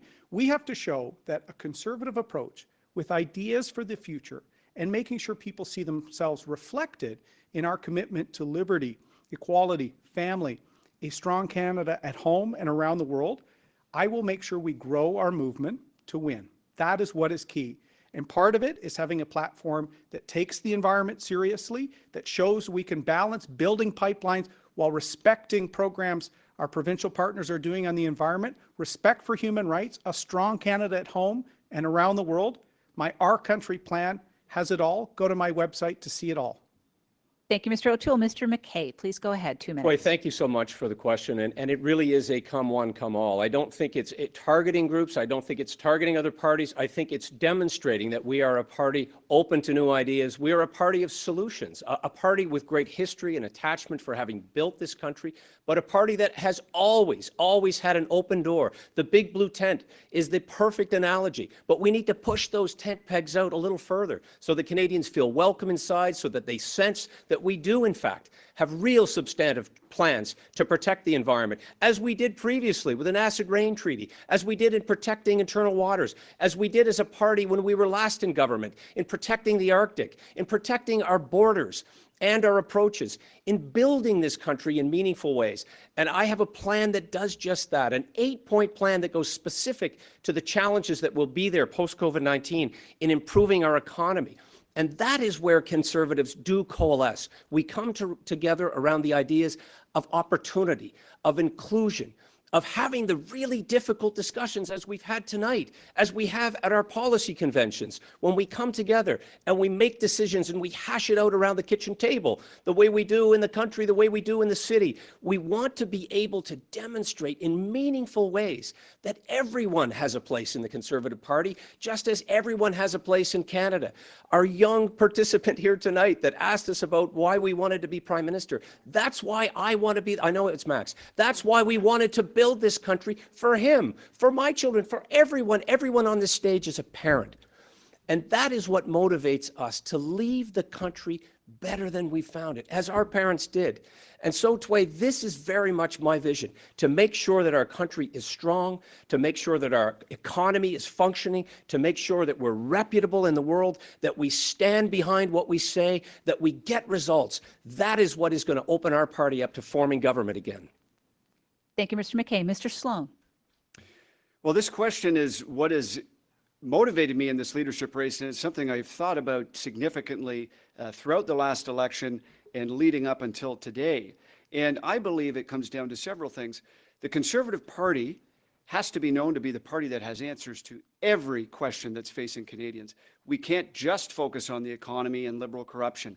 We need to have good conservative answers to housing, to poverty, to drug addiction. Young people like to do things. They like to do good. And if we can have plans that address these things in a conservative way, we don't need to borrow from the Liberals. We can have good conservative ways to actually reach out and help the crises we're seeing in society, whether it's the opioid addiction, whether it's our housing crisis. We can have good conservative answers to these. And when it comes to the environment, you know, we had a great environmental plan in our last election, and, you know, our marketing strategy was kind of like, you know, we're not going to say much about it. We're going to say that we have it. We need to distinguish our plan from the Liberal style of plan. Conservatives are not climate alarmists. Okay, we are good conservationists, and we need to say this is a great conservationist plan. It will actually help the environment. It is not going to deal with, you know, some random taxation scheme. It will actually be good for our environment, and that is how we can sell it.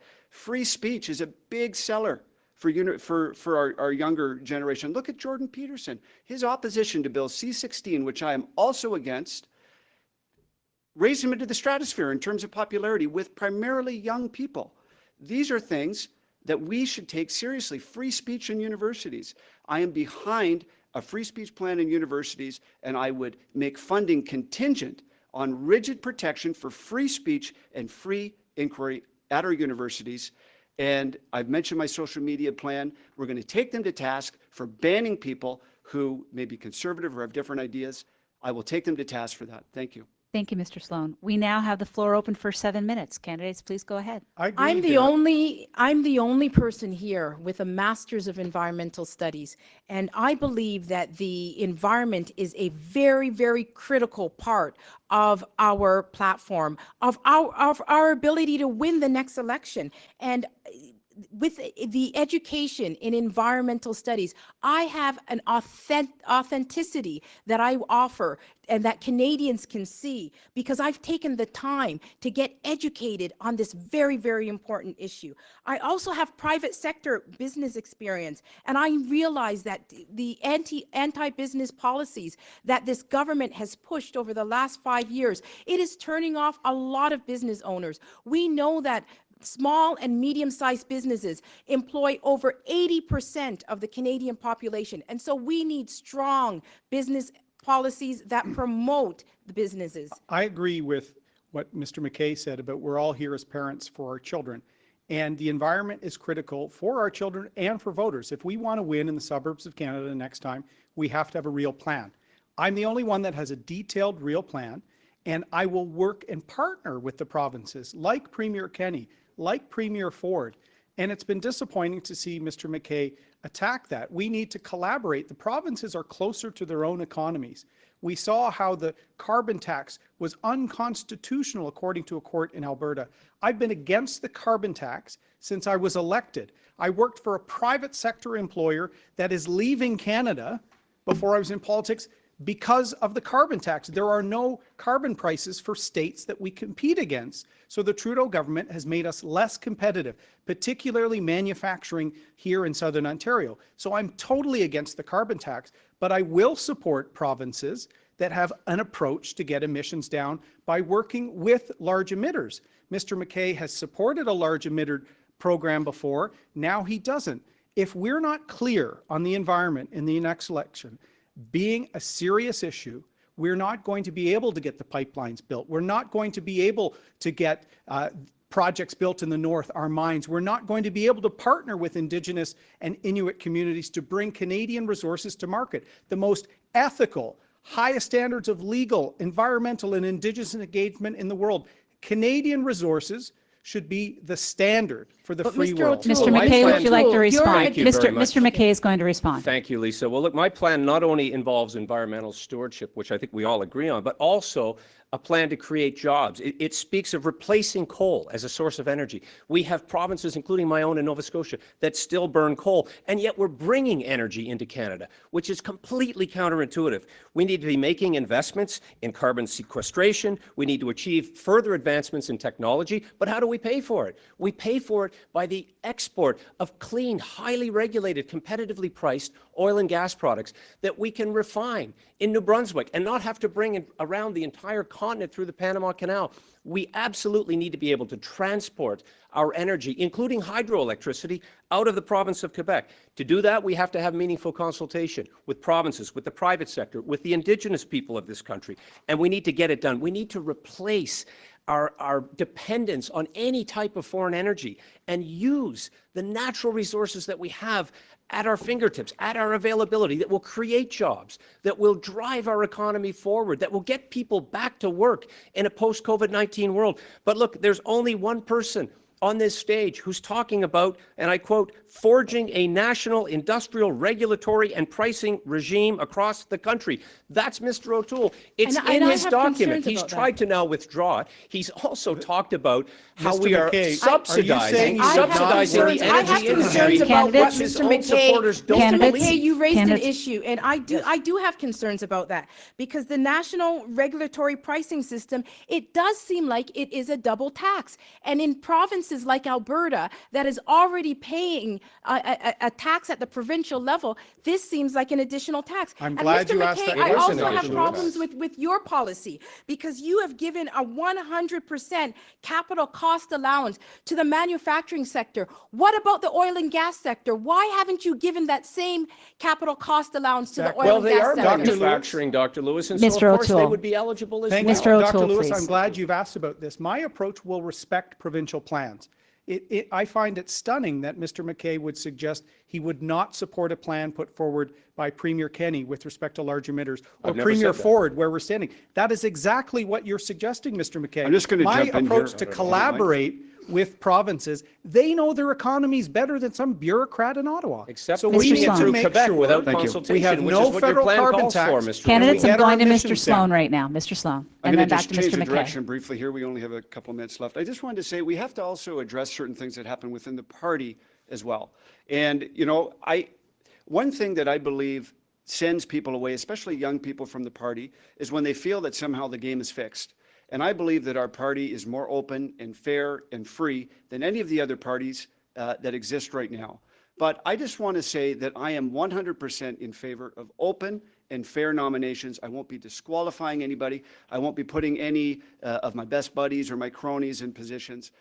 It's up to the local members to decide. When it comes to leadership races, we've seen certain candidates get kicked out, Richard Decarie, Jim Karahalios. I'm against that. I believe it's up to the members to decide, and all of us here should be in favor of that. And I've heard, you know, different rumors about different people, and I don't know, Mr. McKay, could you answer me on this?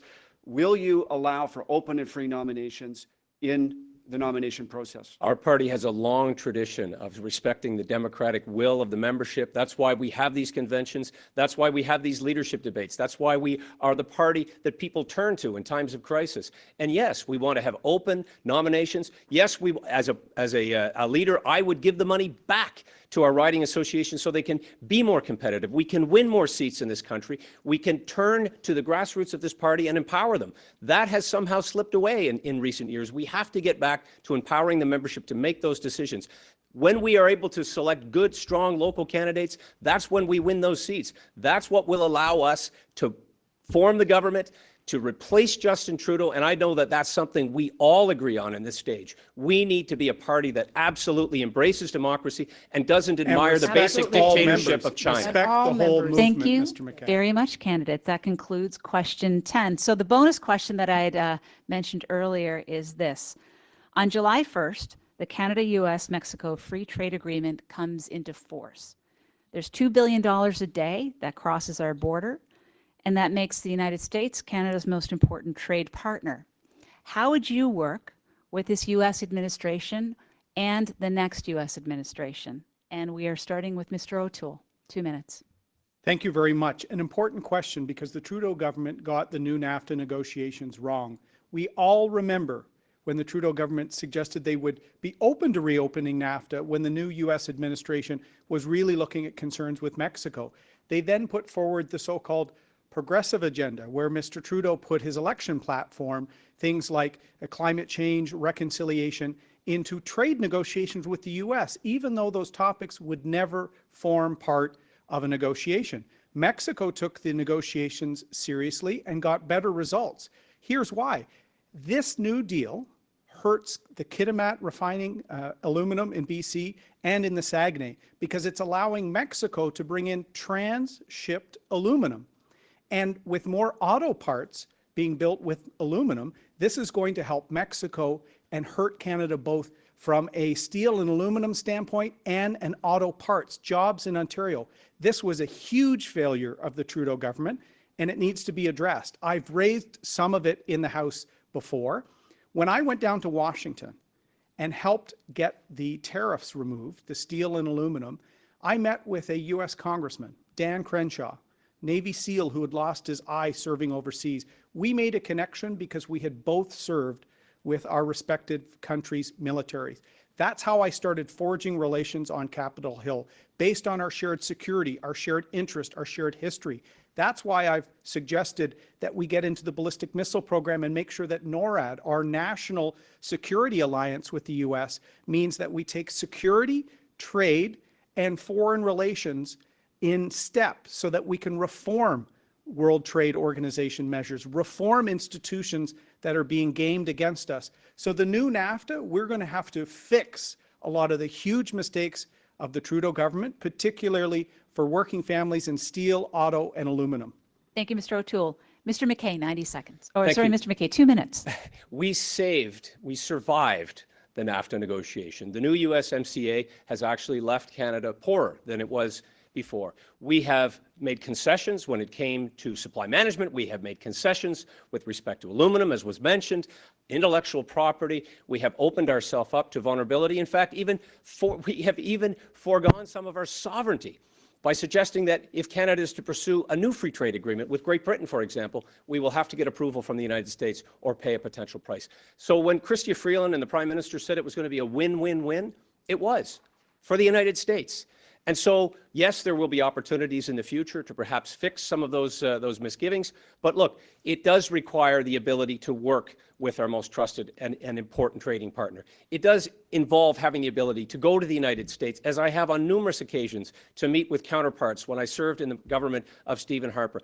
To get things done, you have to take an approach that isn't insulting, that isn't confrontational, that isn't seen as speaking behind somebody's back on the world stage, as we saw Mr. Trudeau do.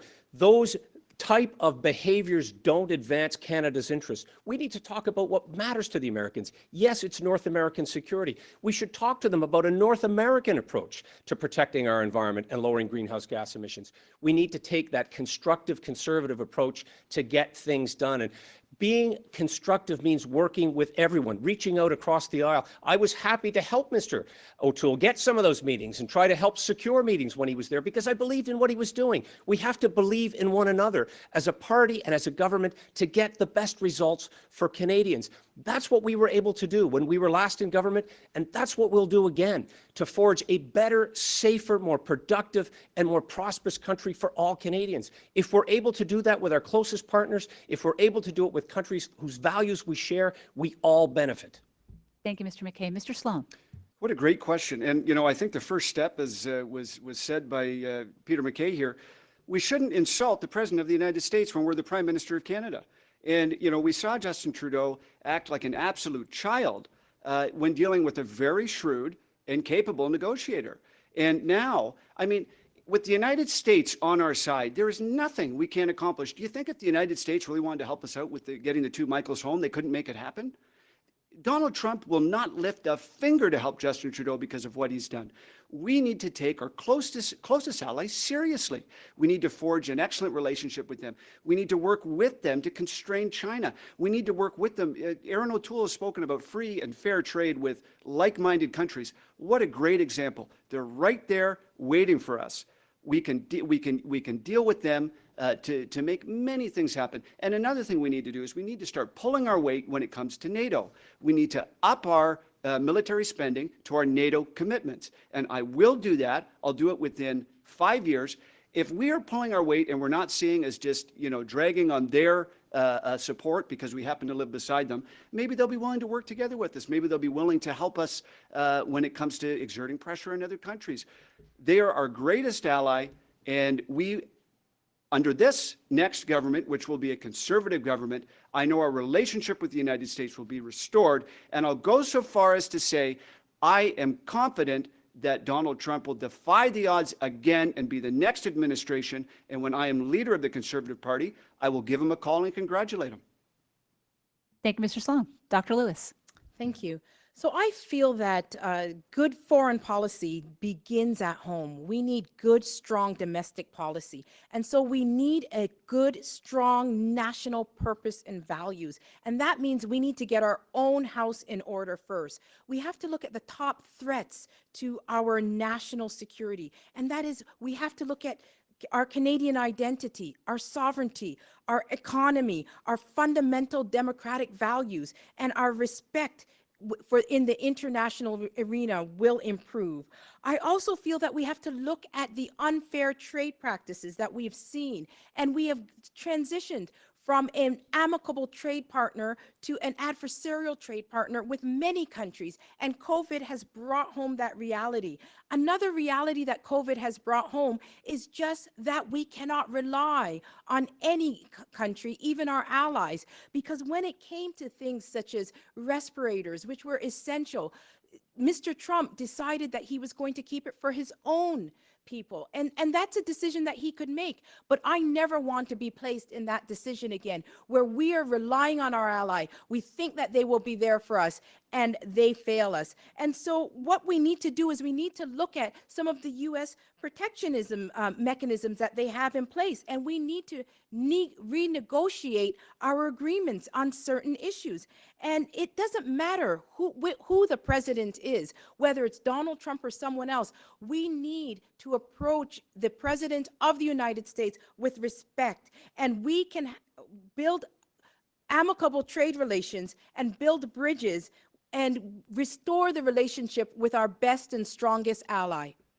Thank you, Dr. Lewis. 7 minutes now for open debate on Canada-U.S. relations. The Trudeau Liberals missed the boat on NAFTA, and they know that. Mexico got a better deal, so my new government, we will have to address the shortcomings in the NAFTA agreement. I worked on trade in the private sector and in government. We're also AWOL right now. The UK, Australia, and New Zealand, 3 of our closest allies, are talking about a free trade agreement. I've been talking about a CANZUC proposal with those countries to do more security partnership, exchanges with our military. I served alongside Kiwis, Australians, Brits. We need to do more with our closest allies. That is happening right now, and Justin Trudeau is AWOL, just coming off his failed UN bid. And this new NAFTA, Mr. McKay, it doesn't restrict a trade agreement with a country like Great Britain or the UK. It's non-market economies. Why they added that to the deal was because the Trudeau government was too close to the Communist Party of China. They approved the ONET transaction. They approved the Hytera transaction, which was putting security of our Five Eyes at risk. So that's why the U.S. were so worried about the Trudeau pivot to China that they inserted that in there. It was a deviation of our sovereignty that I don't agree with, but it shows that our allies don't trust the judgment of the Trudeau government. Having served alongside our allies, they will trust an O'Toole government to get our national interest back on track, both from trade, commerce, and our role in the world. We need to restore our reputation. We need to absolutely look for new trade agreements and new opportunities for Canadian products to be sent abroad, to bring that return on investment back to Canada, to create jobs here, to create wealth and prosperity. And we need to demonstrate that we are a country that's serious. We're a country that cares about global security. We're a country that contributes to it. We are now number 20 out of 28 countries in NATO. We have seen our commitments decline when it comes to our military. We are at our lowest number of deployed Canadians in decades. And we're hearkening back to an era that was known as the Decade of Darkness by serving personnel. And yes, I congratulate Mr. O'Toole on his service. I served in a different way. I served our men and women in uniform as their defense minister for 6 years. I was proud to sit at NATO tables and to talk about how we were going to make contributions, to see our men and women do magnificent work as they did going to Haiti and responding to the emergency there, as they did in a very difficult mission in Afghanistan. And of course, we need to work with countries like the United States, but others as well. Others who believe in our country. We need to protect our Arctic sovereignty, and we need to do that in negotiation with the United States. Having a military that's ready to not only protect our borders, but also the away game and contribute to international peace and order and a restoration of global security, that's the country, that's the Canada, that's the military that we need. And America respects that, as do our closest allies, including the UK, Australia, and New Zealand. Having sat at those NATO tables as minister and having traveled as foreign minister, seeing how other countries respect Canada and turn to Canada and look to us, and having that diminished under Justin Trudeau was one of the saddest things that we've experienced in the last 5 years. We're no longer seen as that trusted, reliable ally, and that's why we need to get back to building our military capability and protecting our own sovereignty first. Mr. Sloan. Thank you.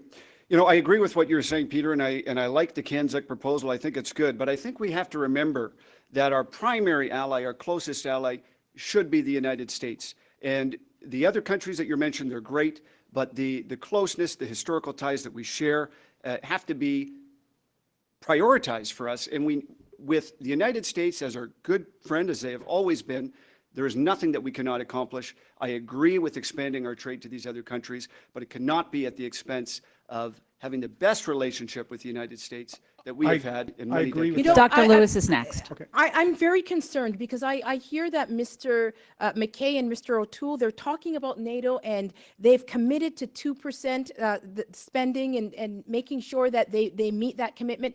But while they were both in the defense positions for our government, that they never reached that spending level. And I'm curious as to why. The recession of 08-09 is essentially the answer. Well, we have COVID now. We have much greater problems in the recession of 2009. So why should Canadians believe that promise? Well, it's going to move over time that in that direction as our economy grows, as we're able to enable the investments that are required. We made great steps, Dr. Lewis, with great respect, to reach that potential. And in fact, we had made that commitment as a government fully at the meetings in NATO, in the UK. We were able to do so because countries believed in us. But yes, the United States is asking us to do so, and we need to see that more collaborative approach in working with our NATO allies to get there and encouraging others to do the same. But we're going in the exact opposite direction right now under Justin Trudeau. Mr. O'Toole. I often say that someone should tell Justin Trudeau that Vimy Ridge was not a peacekeeping operation for the United Nations.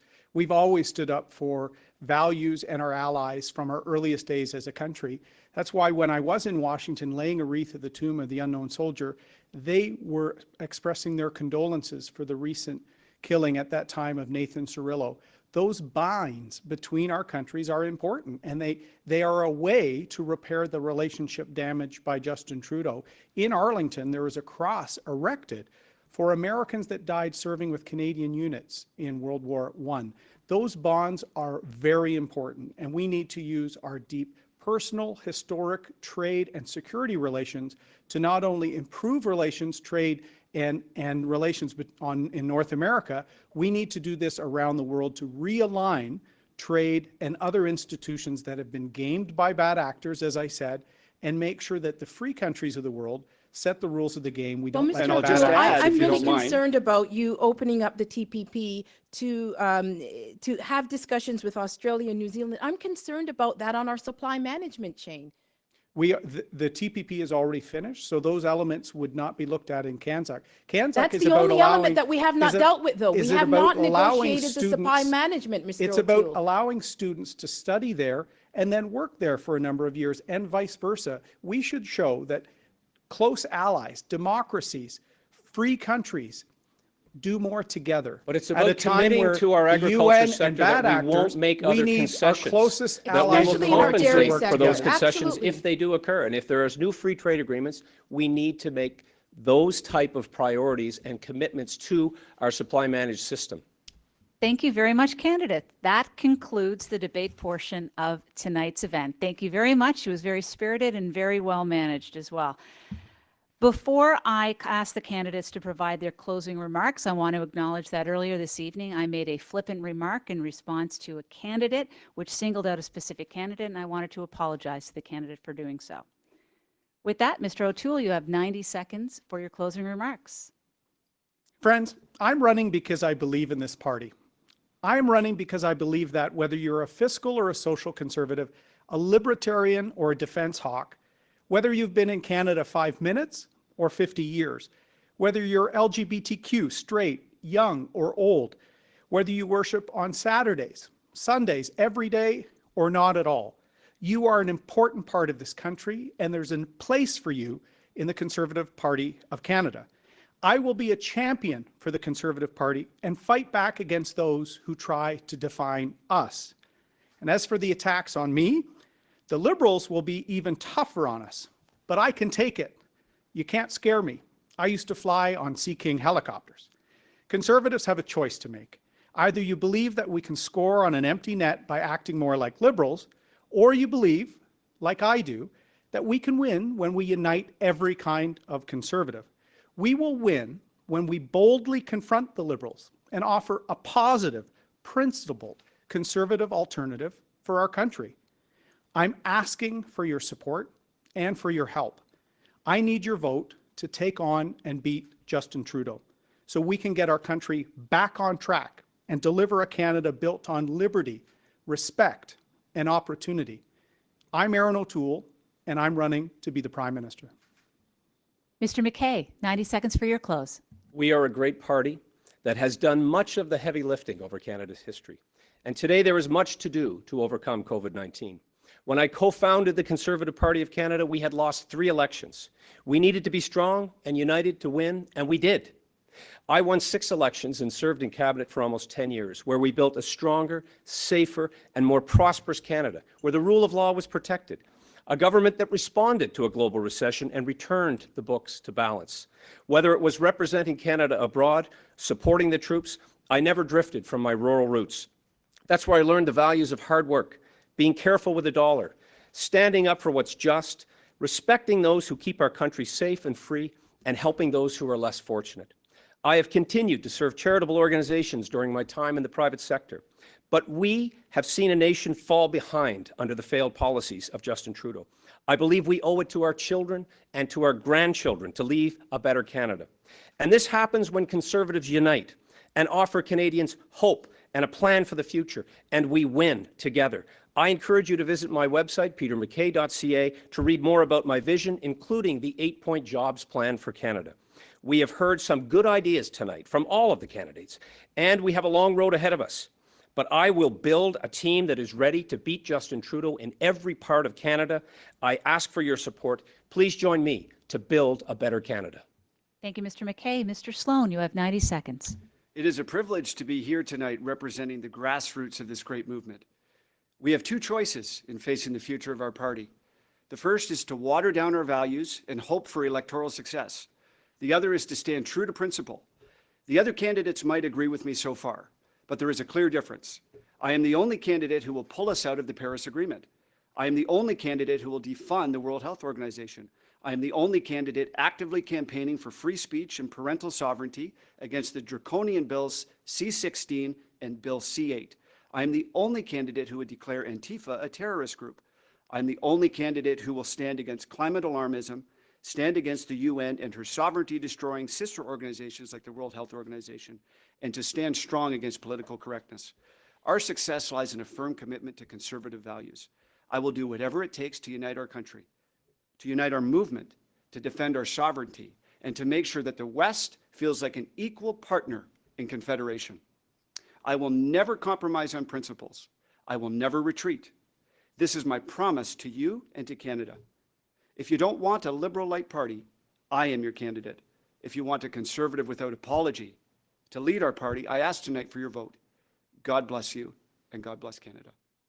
Thank you, Mr. Sloan. Dr. Lewis, 90 seconds.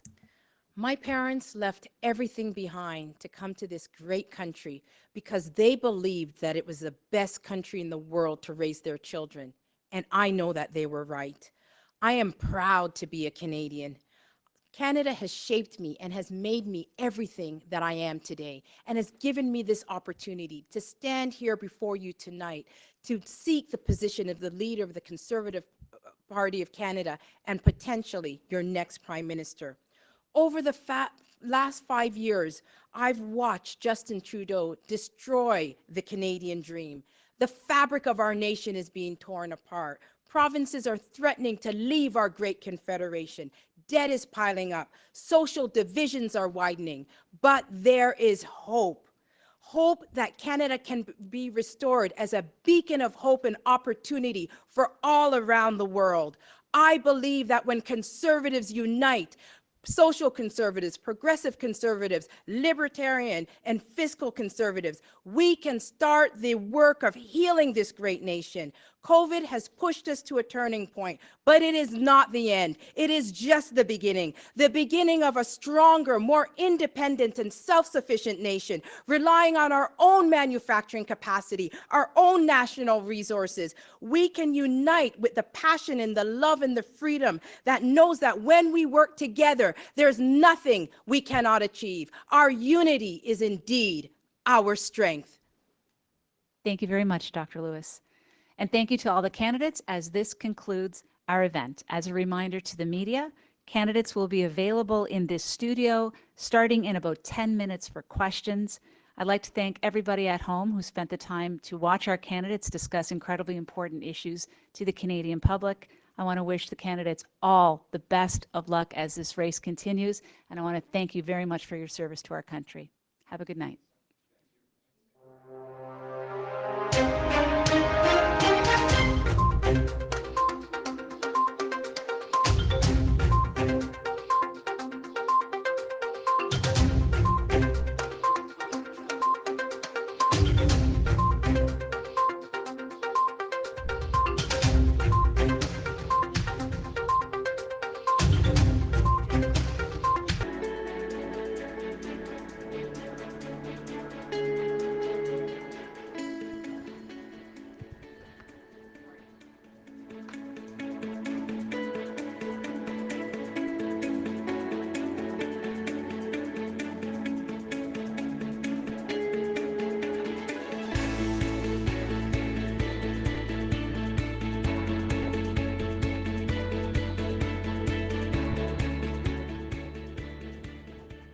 Okay, we'll get started with our post-debate press conference. First up, we have Erin O'Toole. Operator, can you send through the first caller? Certainly. First question will be from Nico Johnson at the Post Millennial. Please go ahead. Am I ready to go? Hi, yeah, I can hear you. Perfect. Hi, Erin. So in 2017, you ran on a fairly moderate platform. Now, in 2020, you're running as a candidate to the right of Peter MacKay. So I'm wondering what has changed in those 3 years to change your position. My position hasn't changed, but the country has changed. We're more divided. We're weaker. There's less opportunity for my kids' generation. We have less respect on the world stage. That was shown in spades just yesterday. So I'm more passionate to make sure we win this next election. And that's why the message we're providing is resonating with our members from coast to coast. Right. And you've obviously won 3 times in the GTA, as you said throughout the debate tonight. Now, what do the Conservatives need to do in order to convert those votes to the Conservative Party? We have to grow suburban and urban voters. That's what I've been saying consistently. We're going to do that by reaching out and connecting them on our values, particularly parts of the GTA like Mississauga, Brampton. There's a lot of small business owners, first or second generation Canadian. They've been actually attacked by Trudeau with the small business tax changes, left out of the COVID response. I think there's a lot of people that may not have seen themselves as Conservatives. We're going to reach out, build our momentum, and we're already seeing progress. Thank you. We'll go to the floor. Whoever wants to go first. Okay. Hi, Mr. O'Toole. I'd like to ask you, you seem to have dialed back your attacks on Mr. McKay today. Why? Well, I think there was, it was a little easier. Miss Rate provided direct time for people. I was trying to get in some debate and exchange. That's what this is supposed to be. I think it was a little easier tonight. This is new for all of us. There's remote cameras and these sorts of things. Last night was a bit of a harder time to get some engagement going, and so this tonight flowed better. So I can have follow-up. I want to ask you, I think it was asked during the debate, but I'm not sure if it was clear. Do you believe that that there's systemic racism in Canada and in our institutions? Well, what I said tonight was I think we owe it to Canada to make sure we remain the best country in the world, and we stamp out any instances of racism, unfairness, discrimination, and have a commitment to that. I've tried to have a commitment to that as a public official, and there's got to be a zero tolerance approach, and I will have that approach. Conservatives are liberty-minded, merit-based, rule of law. I think we can really take up this issue and make sure there's a level playing field for all. I'm not sure if you answered the question, though. Do you believe that there's systemic racism in Canada and in our institutions? I think if something is brought up in an institution, whether it's the RCMP, the military, Transport Canada, any instance, we have to stamp it out. I've actually written the Trudeau government on cases that I wanted examined previously, and they provided me with some of the processes that were looked at to make sure there's equal opportunity. That's what we have to insist upon. Except that your platform calls for mandatory minimums, and mandatory minimums are one of the things that is widely cited as increasing the rates of incarceration for Indigenous and Black Canadians. So how do you square that? I square it by my mandatory minimum policies are very, very narrow. They're only for the most serious violent crimes or for trafficking in illegal guns. So these are very serious public safety measures, and I think society warrants a definite punishment, a clear signal that we're denouncing that conduct, and it's related to the action. And I think it will not only be in line with what Canadians expect, it will be something that I think will make our communities safer. But you still haven't answered the question, so I'll ask it a different way. How would you define systemic racism? Well, you could define it to me. I've said whenever we see an instance of racism, zero tolerance. And I've said when I've had a complaint from a constituent, I raise that with the department and learn their procedures for looking at it. So I think we have to make sure we have a zero tolerance approach from top to bottom. Okay, operator, we'll go back to the phone, please. Next question will be from Catherine Lévesque at the Canadian Press. Please go ahead. Oui, bonjour, Monsieur O'Toole. On va retourner en français. Justement, j'aimerais vous entendre là-dessus. Est-ce qu'il y a du racisme systémique au Canada? Comme j'ai dit en anglais, on doit travailler plus fort d'avoir l'opportunité pour tout et une tolérance zéro pour le racisme au Canada. Je vais avoir une approche comme ça et je pense que comme un conservateur, je suis fier d'avoir un pays avec l'opportunité pour tout et on doit avoir une tolérance zéro. Follow-up. Oui, très bien. Et votre adversaire a dénoncé la loi sur la laïcité du Québec ce soir. M. Sloan a dit qu'elle était raciste et qu'elle était intolérante. Est-ce que vous êtes du même avis? Non, c'est un enjeu pour l'Assemblée nationale. J'ai des inquiétudes parce que j'ai servi à côté de les Canadiens et Canadiens avec toutes les races, toutes les cultures. Mais c'est un enjeu pour l'Assemblée nationale. C'est la juridiction de la province et je vais respecter leurs décisions. Operator, we'll go to the next question, please. Next question will be from Andrew Lawton at True North. Please go ahead. Good evening, Mr. O'Toole. In your platform, you've promised to cut funding to CBC's digital and news properties and eventually privatizing. More broadly, do you think there's an anti-conservative bias problem in CBC or even in mainstream media more broadly? Well, I think we have to get our message out better, and I want to make sure we do that as a party. I won't speak to what I perceive. Sometimes I don't feel we get a fair shake, I'll be honest with you. But I think it's also time for us to modernize a state-owned broadcaster. In an age where there's apps, even the GEM app themselves, we don't need a crown agency competing with shrinking private sector dollars for advertising. So the public interest mandates for radio and linguistic services are critical. They're public interest. But for English television and for digital, they're competing with the private sector, and I think we need to minimize that. Follow-up. Shifting to the carbon tax, you've been very clear you want to repeal the federal carbon tax and not force one on provinces. What about in a reverse situation? Suppose that you're the Prime Minister, there's a Conservative government federally, but a province wants to put forward a provincial carbon tax. Would you allow that? We have to respect provincial jurisdiction if it's going to lower emissions. They're actually closer to their own economy than Ottawa is, and we saw that from the carbon tax challenge in Alberta courts.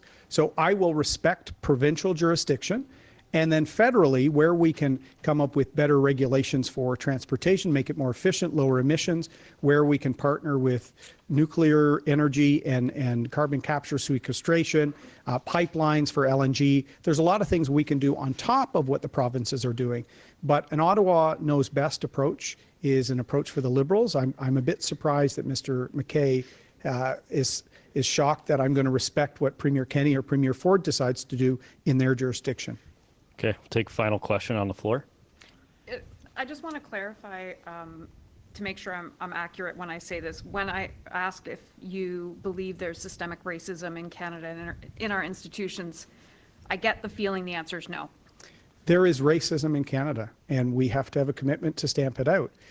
What we have to do now is come up with making sure there's measures that oversees the entire process. As I said, I've actually raised this issue as an MP on behalf of a constituent and asked the government about the process to ensure that there's opportunity for all, there's no limitations on advancement, and as I said, a zero tolerance approach. I think that's the way to approach it. And as Conservatives, I think it's part of our values, and so I'm committed to stamping it out. What about in the RCMP? That's something that's being examined right now, and I think the Commissioner is coming up with her proposal to look at what programs are in place now and what they need to do to make sure that there's public confidence in that important institution. I have confidence in the men and women that step forward to serve our country. That's a challenging job. No one is more upset by the terrible video from the United States than many of the law enforcement people I talk to. So we need to make sure that we work with them to have a zero tolerance approach. Okay, thank you, Mr. O'Toole. Operator, can you clear queue and re-queue, and we'll bring in the next candidate.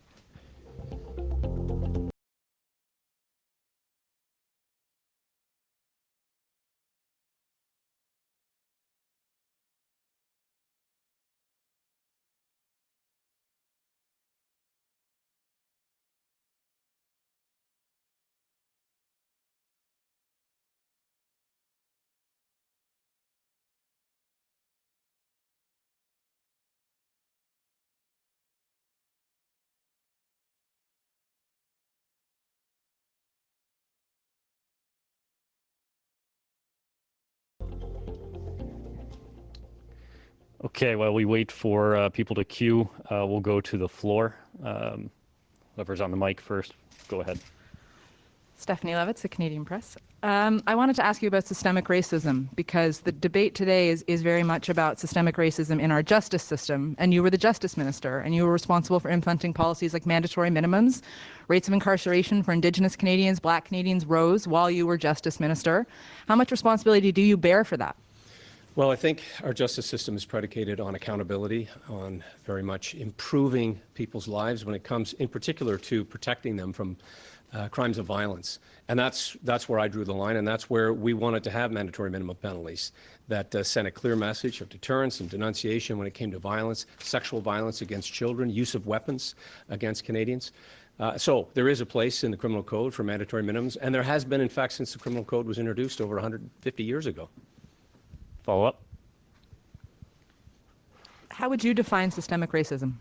Well, systemic racism is deeply rooted in institutions that perpetrate and allow racism to go on. What we heard coming from the commissioner of the RCMP was an acknowledgement that that institution, amongst others, and more broadly our justice system that you spoke of, has to improve. And there has to be a level of acceptance if we're going to make those necessary improvements.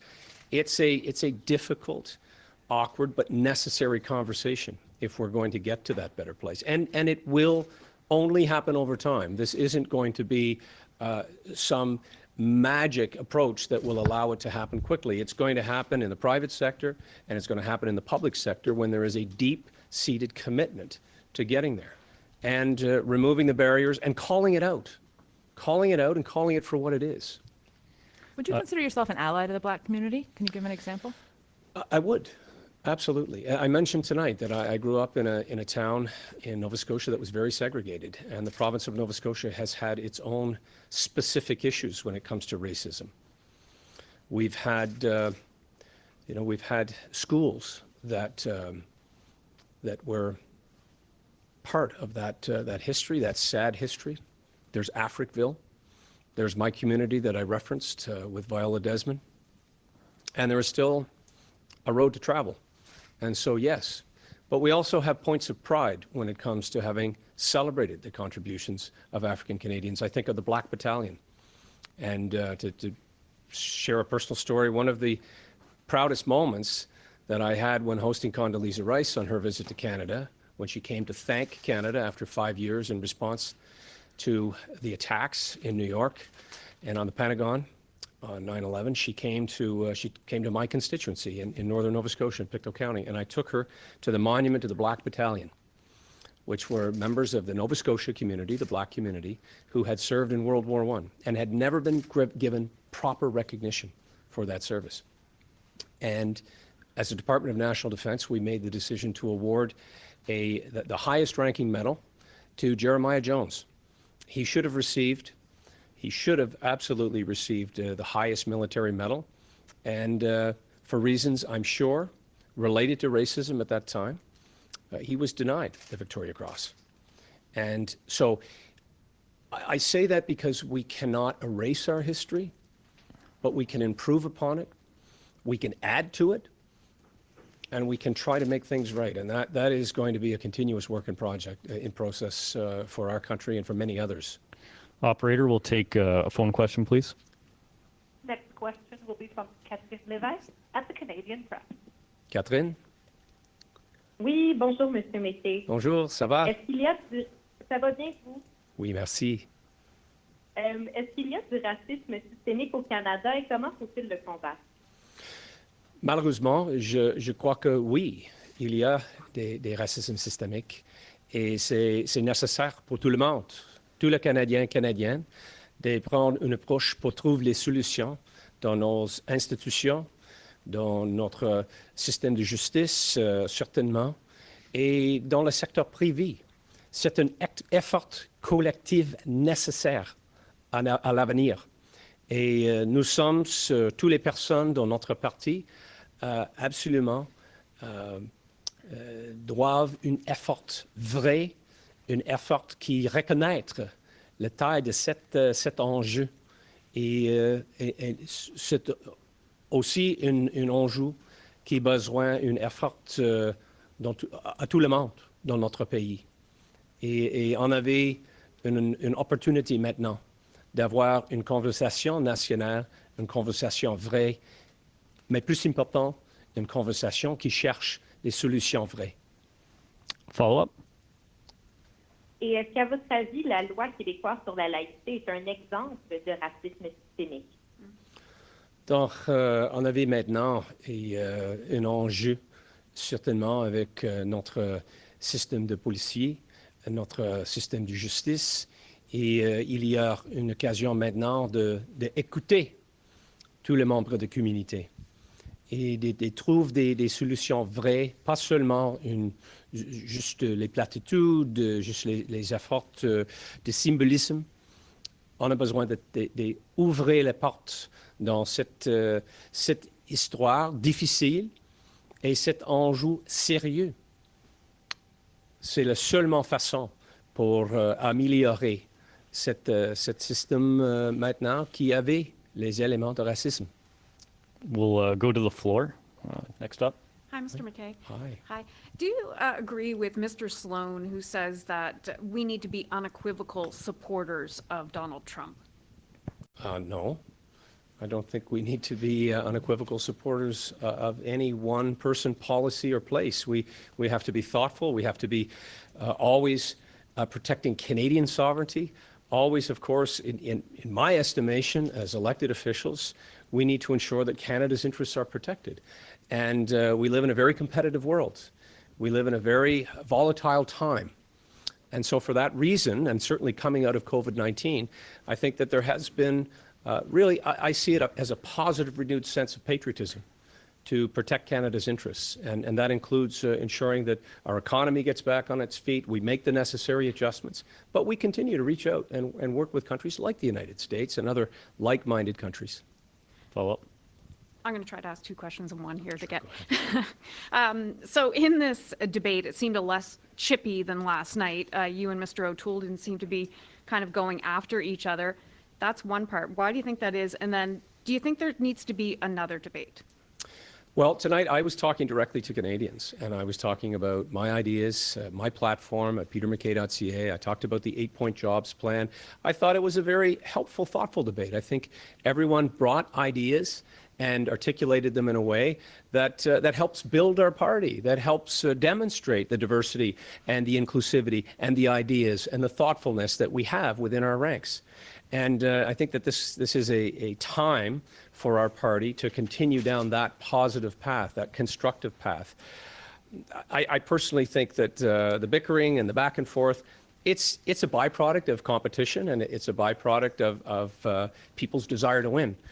But I think that tonight's debate was a good tone, was substantive, and I think that we shone a positive light on our entire party tonight. Another debate? I haven't heard anything about other debates. Would you want to take part? We've had lots of opportunities now through Zoom, through new technologies, through some of the limitations that we had to overcome here. And debates are a positive way to communicate. I've been communicating since the very beginning, directly, online. Social media, of course, has also opened the door to a lot more direct communications, which I see as a positive step. Operator, we can do a final question from the phone. I don't know. Next question. I don't know. I hope so. Will be from Andrew Lawton, True North. Please go ahead, Andrew. Good evening, Mr. McKay. In the previous Parliament, the Justice Committee had done studies on potentially reviving a new version of the old Section 13, which was the part of the Canadian Human Rights Act that went after online speech. And the new version that ended up being recommended was something that would look at putting liability on social media companies that have what the government determines as hate speech, and also bringing back some of those mechanisms that allow the government to use human rights legislation to go after online hate speech. Do you support something like this? What I support, Andrew, frankly, is greater emphasis on protecting children from online abuse, from luring. And we tried to do that when I was in government. When I was Justice Minister, one of the bills that we brought forward that is now part of the Canadian Criminal Code that I'm very proud of was designed to protect children from online bullying. and the non-consensual distribution of intimate images. That type of legislation, when it's used to protect rather than to be pernicious or to limit free speech, I do support that type of legislation. This bill that you're talking about, I have not seen the details of it, but in general terms, I'm not for punishing people's thoughts or expressions or putting limitations on their speech. I am very much in favor of protecting children, in particular, from some of the online activities that are going out that I find to be very pernicious, very evil, quite frankly, and they go after vulnerable people, children who are highly impressionable. I also do believe on the same subject that we should be doing more to ensure that those big internet service providers have requirements to operate in Canada, to provide Canadian jobs, and to not be exempt from the taxation, quite frankly, that they are exempt from currently under the rules. Okay, that's all we have time for. Thank you, Mr. McKay. Number one on the ballot, but how do you convince people to choose you as number two? Because that's important too. Well, as I said, I've been talking to Canadians, and I think that what you're seeing here today, I wouldn't call it a clash of ideas and ideals. I think it has been very much a conservative debate, a thoughtful debate. And so I'm reaching out to all of the voters, all of the conservative members of our party, the prospective voters, and I'll continue to do that. Look, this contest still has a long way to go. The vote doesn't happen until really we don't get into that, and probably until July. And the ballots will be counted August 21st. So I intend to continue to campaign throughout that time. Hopefully things will open up and we'll be back into what's described as a more traditional campaign. And we're going to continue to push out ideas and policies on our platform, as we did today, on environment, on defense, on security. You're going to see a continuous effort to connect with solutions, ideas, thoughts that appeal to Canadians, not just Conservatives. Okay. Thank you, Mr. McKay. Operator, can you reset the queue, and we'll have questioners re-queue again, and the next candidate will come in a second.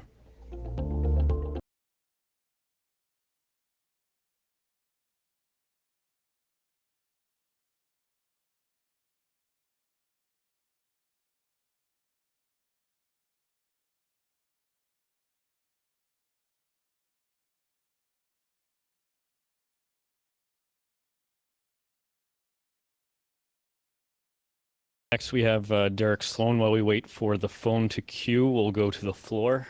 First up. Hi, Mr. Sloan. Stephanie Levitz, the Canadian Press. I wanted to ask you about your comments on Bill 21. Oh, yes. Last night, we had a whole debate in French. It was entirely aimed at Quebec, and you didn't mention the subject one time. Why not? Well, it was actually in my notes to mention, but the topic didn't come up. Tonight we had so we were given topics beforehand of what to expect.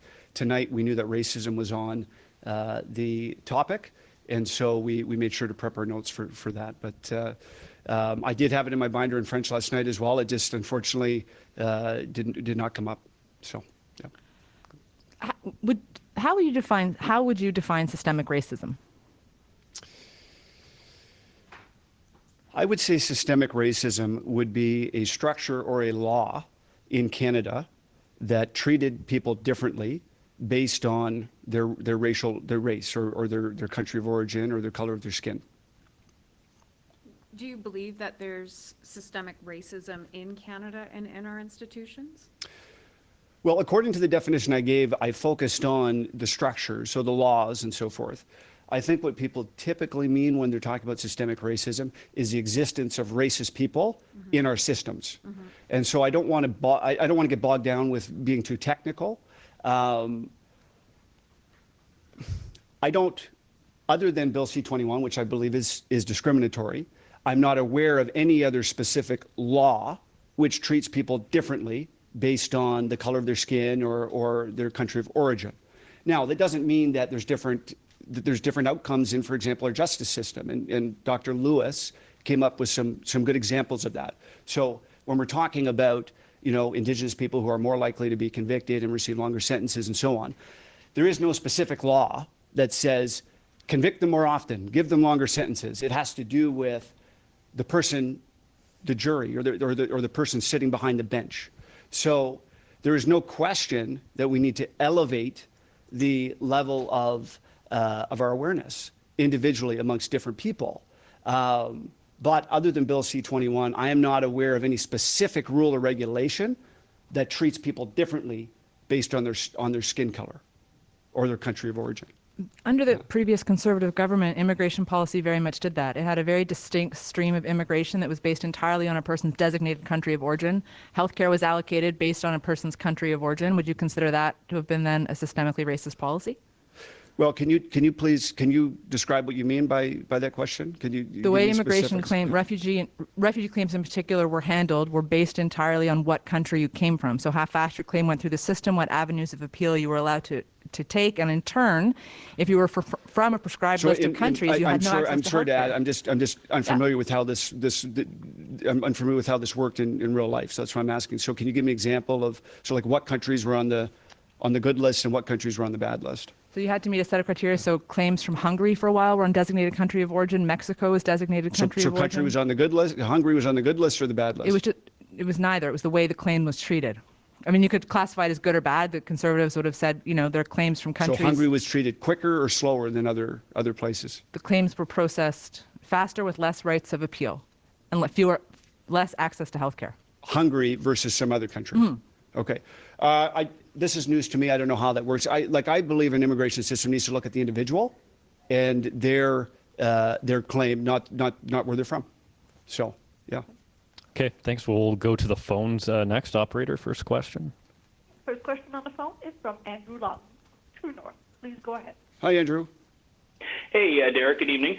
You took aim this evening at censorship by social media companies. Look, you're a free market conservative. These companies, while large, are ostensibly private companies.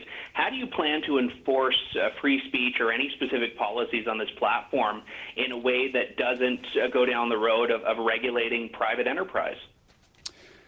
Well, social media companies are in a position of trust because they're open to everybody in Canada. And they are conduits by which we receive information. They're conduits by which we share information. And so if a social media company was banning somebody based on the color of their skin or something like that, we would be very upset by it. And we have laws in place to prevent that type of thing from happening. And so when it comes to social media companies, if they're trying to direct the flow of information or even let's take the political context out of it. Let's just focus on something like in a pandemic right now. And we've seen YouTube, for example, say that, well, if you put out something that goes against public health advice, then we're going to pull it down. Well, in a free society, we need to be able to question the advice that we receive. We need to be able to question our government. And I think it's very important that we are able. And I gave the example of, if YouTube was monitoring that, rigidly, if somebody had said, hey, we should wear masks or we should institute a travel ban from affected areas back in January or February, YouTube could have pulled those videos because that was not what our government was advocating, although other governments were. So, I just think that it's very important that social media needs to be open and a free exchange of ideas. Of course, if someone is breaking a law by intimidating or threatening or something of that nature, that is not something that would be covered. Follow up? On immigration, you've pushed for an overall reduction. The Stephen Harper government had a manageable and steady increase in immigration numbers, and I don't think you've said, or I certainly haven't heard you say that that was something that overtaxed Canada. So I guess the question would be, if you can do smart immigration, prioritize economic immigration, vet people as you've talked about, why does the number have to go down if you're vetting, as you mentioned a few moments ago, individual immigrants? Well, I don't believe there's any reason to be very rigid on numbers. I mean, I believe right now that lowering the level to what I said would be best for the country, but obviously you monitor it and you change things if things need to be changed. But I do believe that the immigration levels that we have and the numbers of people that are settling, for example, in Toronto year after year, are just many more than the new housing units that we have. And I looked at these stats earlier today, and we had roughly last year about 150,000 people settling in the census area for the GTA, and we had 27,000 new housing units come online. So obviously more than one person can fit into a house, but you can see that the supply, or the demand rather, is greater than the supply, and that's part of the issue. But I just believe our rise in housing prices over the last decade or so has been unnatural. And it's not allowing our families that live in the GTA and other areas to afford to buy houses. And I think that's a problem. Okay, that's it. Thank you, guys. Are we done? Yep. Could I just ask one more? I'm wondering how you justify your premise that new Canadians. I'd like to know how you justify your premise that new Canadians are social conservatives with the party's failure to win a single seat in the GTA and elsewhere in the last election. Well, it's because we didn't stand on those values. We didn't. So Andrew Scheer may have had those values personally, but if you don't do anything about it, if you don't have anything to stand on, then it's the worst of both worlds. People view that as selling out. But I do believe that new Canadians are more socially conservative. They're more traditional in their views. And I think we can speak to that in ways that are intelligible and helpful to the country. Thank you. Thank you. Yeah. Okay, operator, if you can reset the queue, we'll wait for the next candidate and give questioners on the phone a chance to queue up.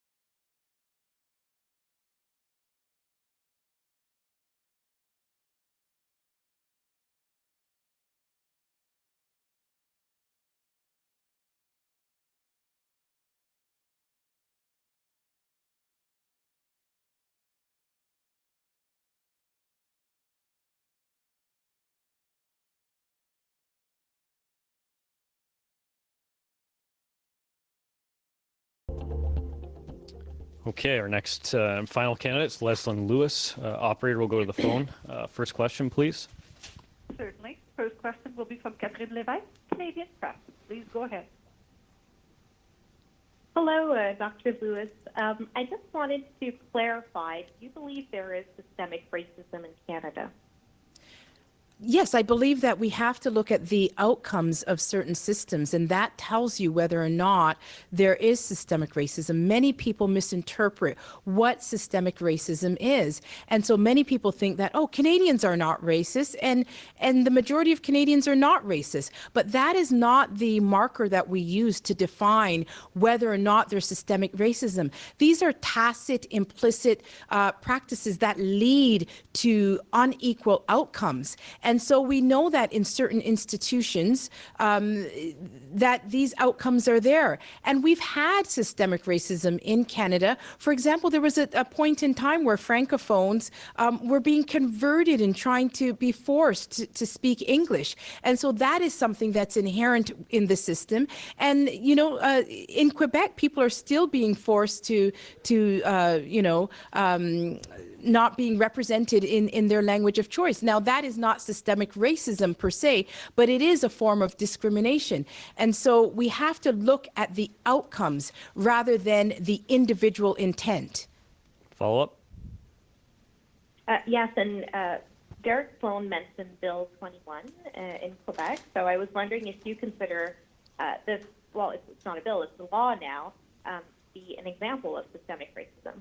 Well, I think it's very important that people, because of the Charter of Rights, we do have the right to practice our religion in accordance with our beliefs and values. And I think it's important that people are able to practice their religion in an outwardly manner if it doesn't interfere or impede with anybody else's rights. Okay, we'll go to the floor for a question. Hi, Stephanie Levis, the Canadian Press. I wondered if you could just reflect a bit personally. You're a black woman and you're up on the stage with 3 white men listening to them talk about, justify or deny the existence of systemic racism in Canada and what that looks like through your eyes. Well, I actually didn't see their race, and I didn't think that it was relevant to the discussion. I think that what is relevant is getting the message out there. And unfortunately, this message has come about because of the unfortunate death of a man at the hands of law enforcement, and it's led to a lot of protests. And I think that when we see protests, it's really pent-up frustration that people have been trying to communicate certain things for a long time and nobody was listening. So it's very hard for people to hear that other people believe that there's systemic racism because they've seen unequal outcomes, and those outcomes are within the system. And so for the average Canadian feels very hurt because they know that they themselves aren't racist, and so they become defensive and they start to say, no, there is no systemic racism, because they're not interpreting the proper definition of what systemic racism is. They believe that there has to be some nefarious and malicious intent on behalf of the person, and that doesn't have to happen. We could just have systems in place that lead to peculiar and unbiased and biased outcomes. And it's up to us as Canadians and as conservatives who we believe in equality of opportunity. It's up to us to say, okay, if people are asserting this, then let's look at it and see if we can make our systems better, because we live in the greatest country in the world, but I think we still have an obligation to make it better. Follow up. You said during the debate that what was required sort of to end systemic racism was to aim for the equality of outcomes. Is that what you meant, that you think everyone should have the equal outcome? No, not at all. I'm talking about the equality of outcome in the system. So, for example, if a Indigenous person is charged with an offense or commits an offense and a white person commits the same offense, both of them should be charged. But if one person is charged over the other, then that's the outcome that I'm talking about. As a conservative, I believe in personal responsibility. I believe that people can change their futures. I do not believe in a complete control by the system. I believe that individuals have the ability to, as free agents, to impact on systems and to change. And even when systems are skewed and they're disadvantaged, perseverance and hard work could still have you push through. So I do believe in personal responsibility, but that doesn't absolve the fact that if we have imperfect systems, that we as a society have to work towards improving them. Okay. Operator, we'll go back to the phones, please. Next question. Next question will be from David Menzies at Rebel News. Please go ahead. Yes, hello, ma'am. My question pertains to freedom of speech and freedom of the press. Namely, as the leader of the Conservative Party or even Prime Minister, would you allow all journalists into press conferences, and would you also ensure that bureaucratic entities such as the Commissioner of Canada Elections would not go after authors who write books critical of the government? Absolutely, unequivocally. I think that that is one of the foundations of our democracy, is to have a free press. And I set an example of that because my very first interview was with Rebel Media, and that was for a particular purpose, because I know that they had not been very active in interviewing people in the party. And so I wanted to just to open the door and to let people understand that I believe in free press. And, you know, sometimes the press is not always, you know, nice to us, but it is their right. It's a part of our freedom of expression, and it's a cornerstone of a free society. Follow up? Yeah, and Ms. Lewis, I'm also curious on the firearms file. We just recently witnessed a staggering gun grab by the Trudeau Liberals in which some 1,500 firearms will be made illegal in the next 2 years. This was done as an order in council, and it has offended many Conservatives who are law-abiding gun owners. Would you reverse this move if you were indeed to become Prime Minister? Well, I think the most important part of firearms legislation is to make sure that it adheres and upholds public safety. And law-abiding owners, firearms owners, are some of the most diligent individuals. They take licensing, and they make sure they have their firearms are stored in proper places. And so it's the regulation that came in force. I believe that it should have been actually debated, and so it should have gone through legislation, and then we would have not had some of the misinformation. Law-abiding firearms owners are not what I fear. I fear criminals, and so I want to see tougher laws, especially aimed at criminals and gangs and getting kids, not involved in illicit activity. And I think that that's where the focus should be on, and so I would repeal that ban. Okay, we'll do a last question here on the floor, please. Just a quick question about the tone of the debates last night as opposed to tonight. Overall, do you think there's a big difference from yesterday to today? Well, absolutely. I feel that there was a difference in the tone of the debates. I feel that, there was more participation tonight of all the candidates. And, I had an opportunity to say a lot more because I was speaking in my native tongue, English, and, it wasn't just having a few hours of French lessons. And so last night was a very different night for me. And tonight I'm happy with my performance, and I think that everybody did well and treated each other with a lot of respect tonight. I noticed quite a few times that we saw Mr. O'Toole and Mr. McKay say, "Oh, I agree with Ms. Lewis." Did you feel like they were trying to lure your... No, I thought I just made some very substantial and good points, and that they were, in agreement with them because the points were landing.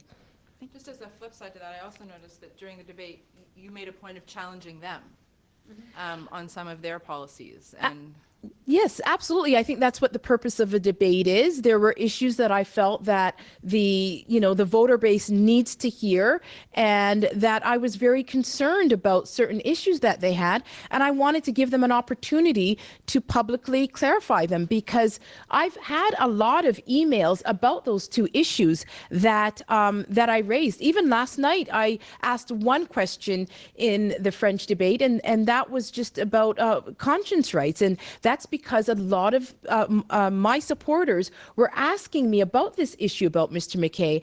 And so it was done, clearly just to clarify information so that my voters, my supporters, have an understanding of where these two individuals stand on those issues. Okay, thank you, Dr. Lewis. Did you get from, what do you understand the conscience rights now? Well, I didn't. I actually received further emails saying that it wasn't clarified, that they thought it was just MPs and they wanted to know about cabinet ministers. And unfortunately, I didn't have that opportunity to seek that clarification again tonight, which I would have done, because the voters are asking about it. It's very, very important issue to them. Okay, thank you, Dr. Lewis. Okay, thank you. Thank you.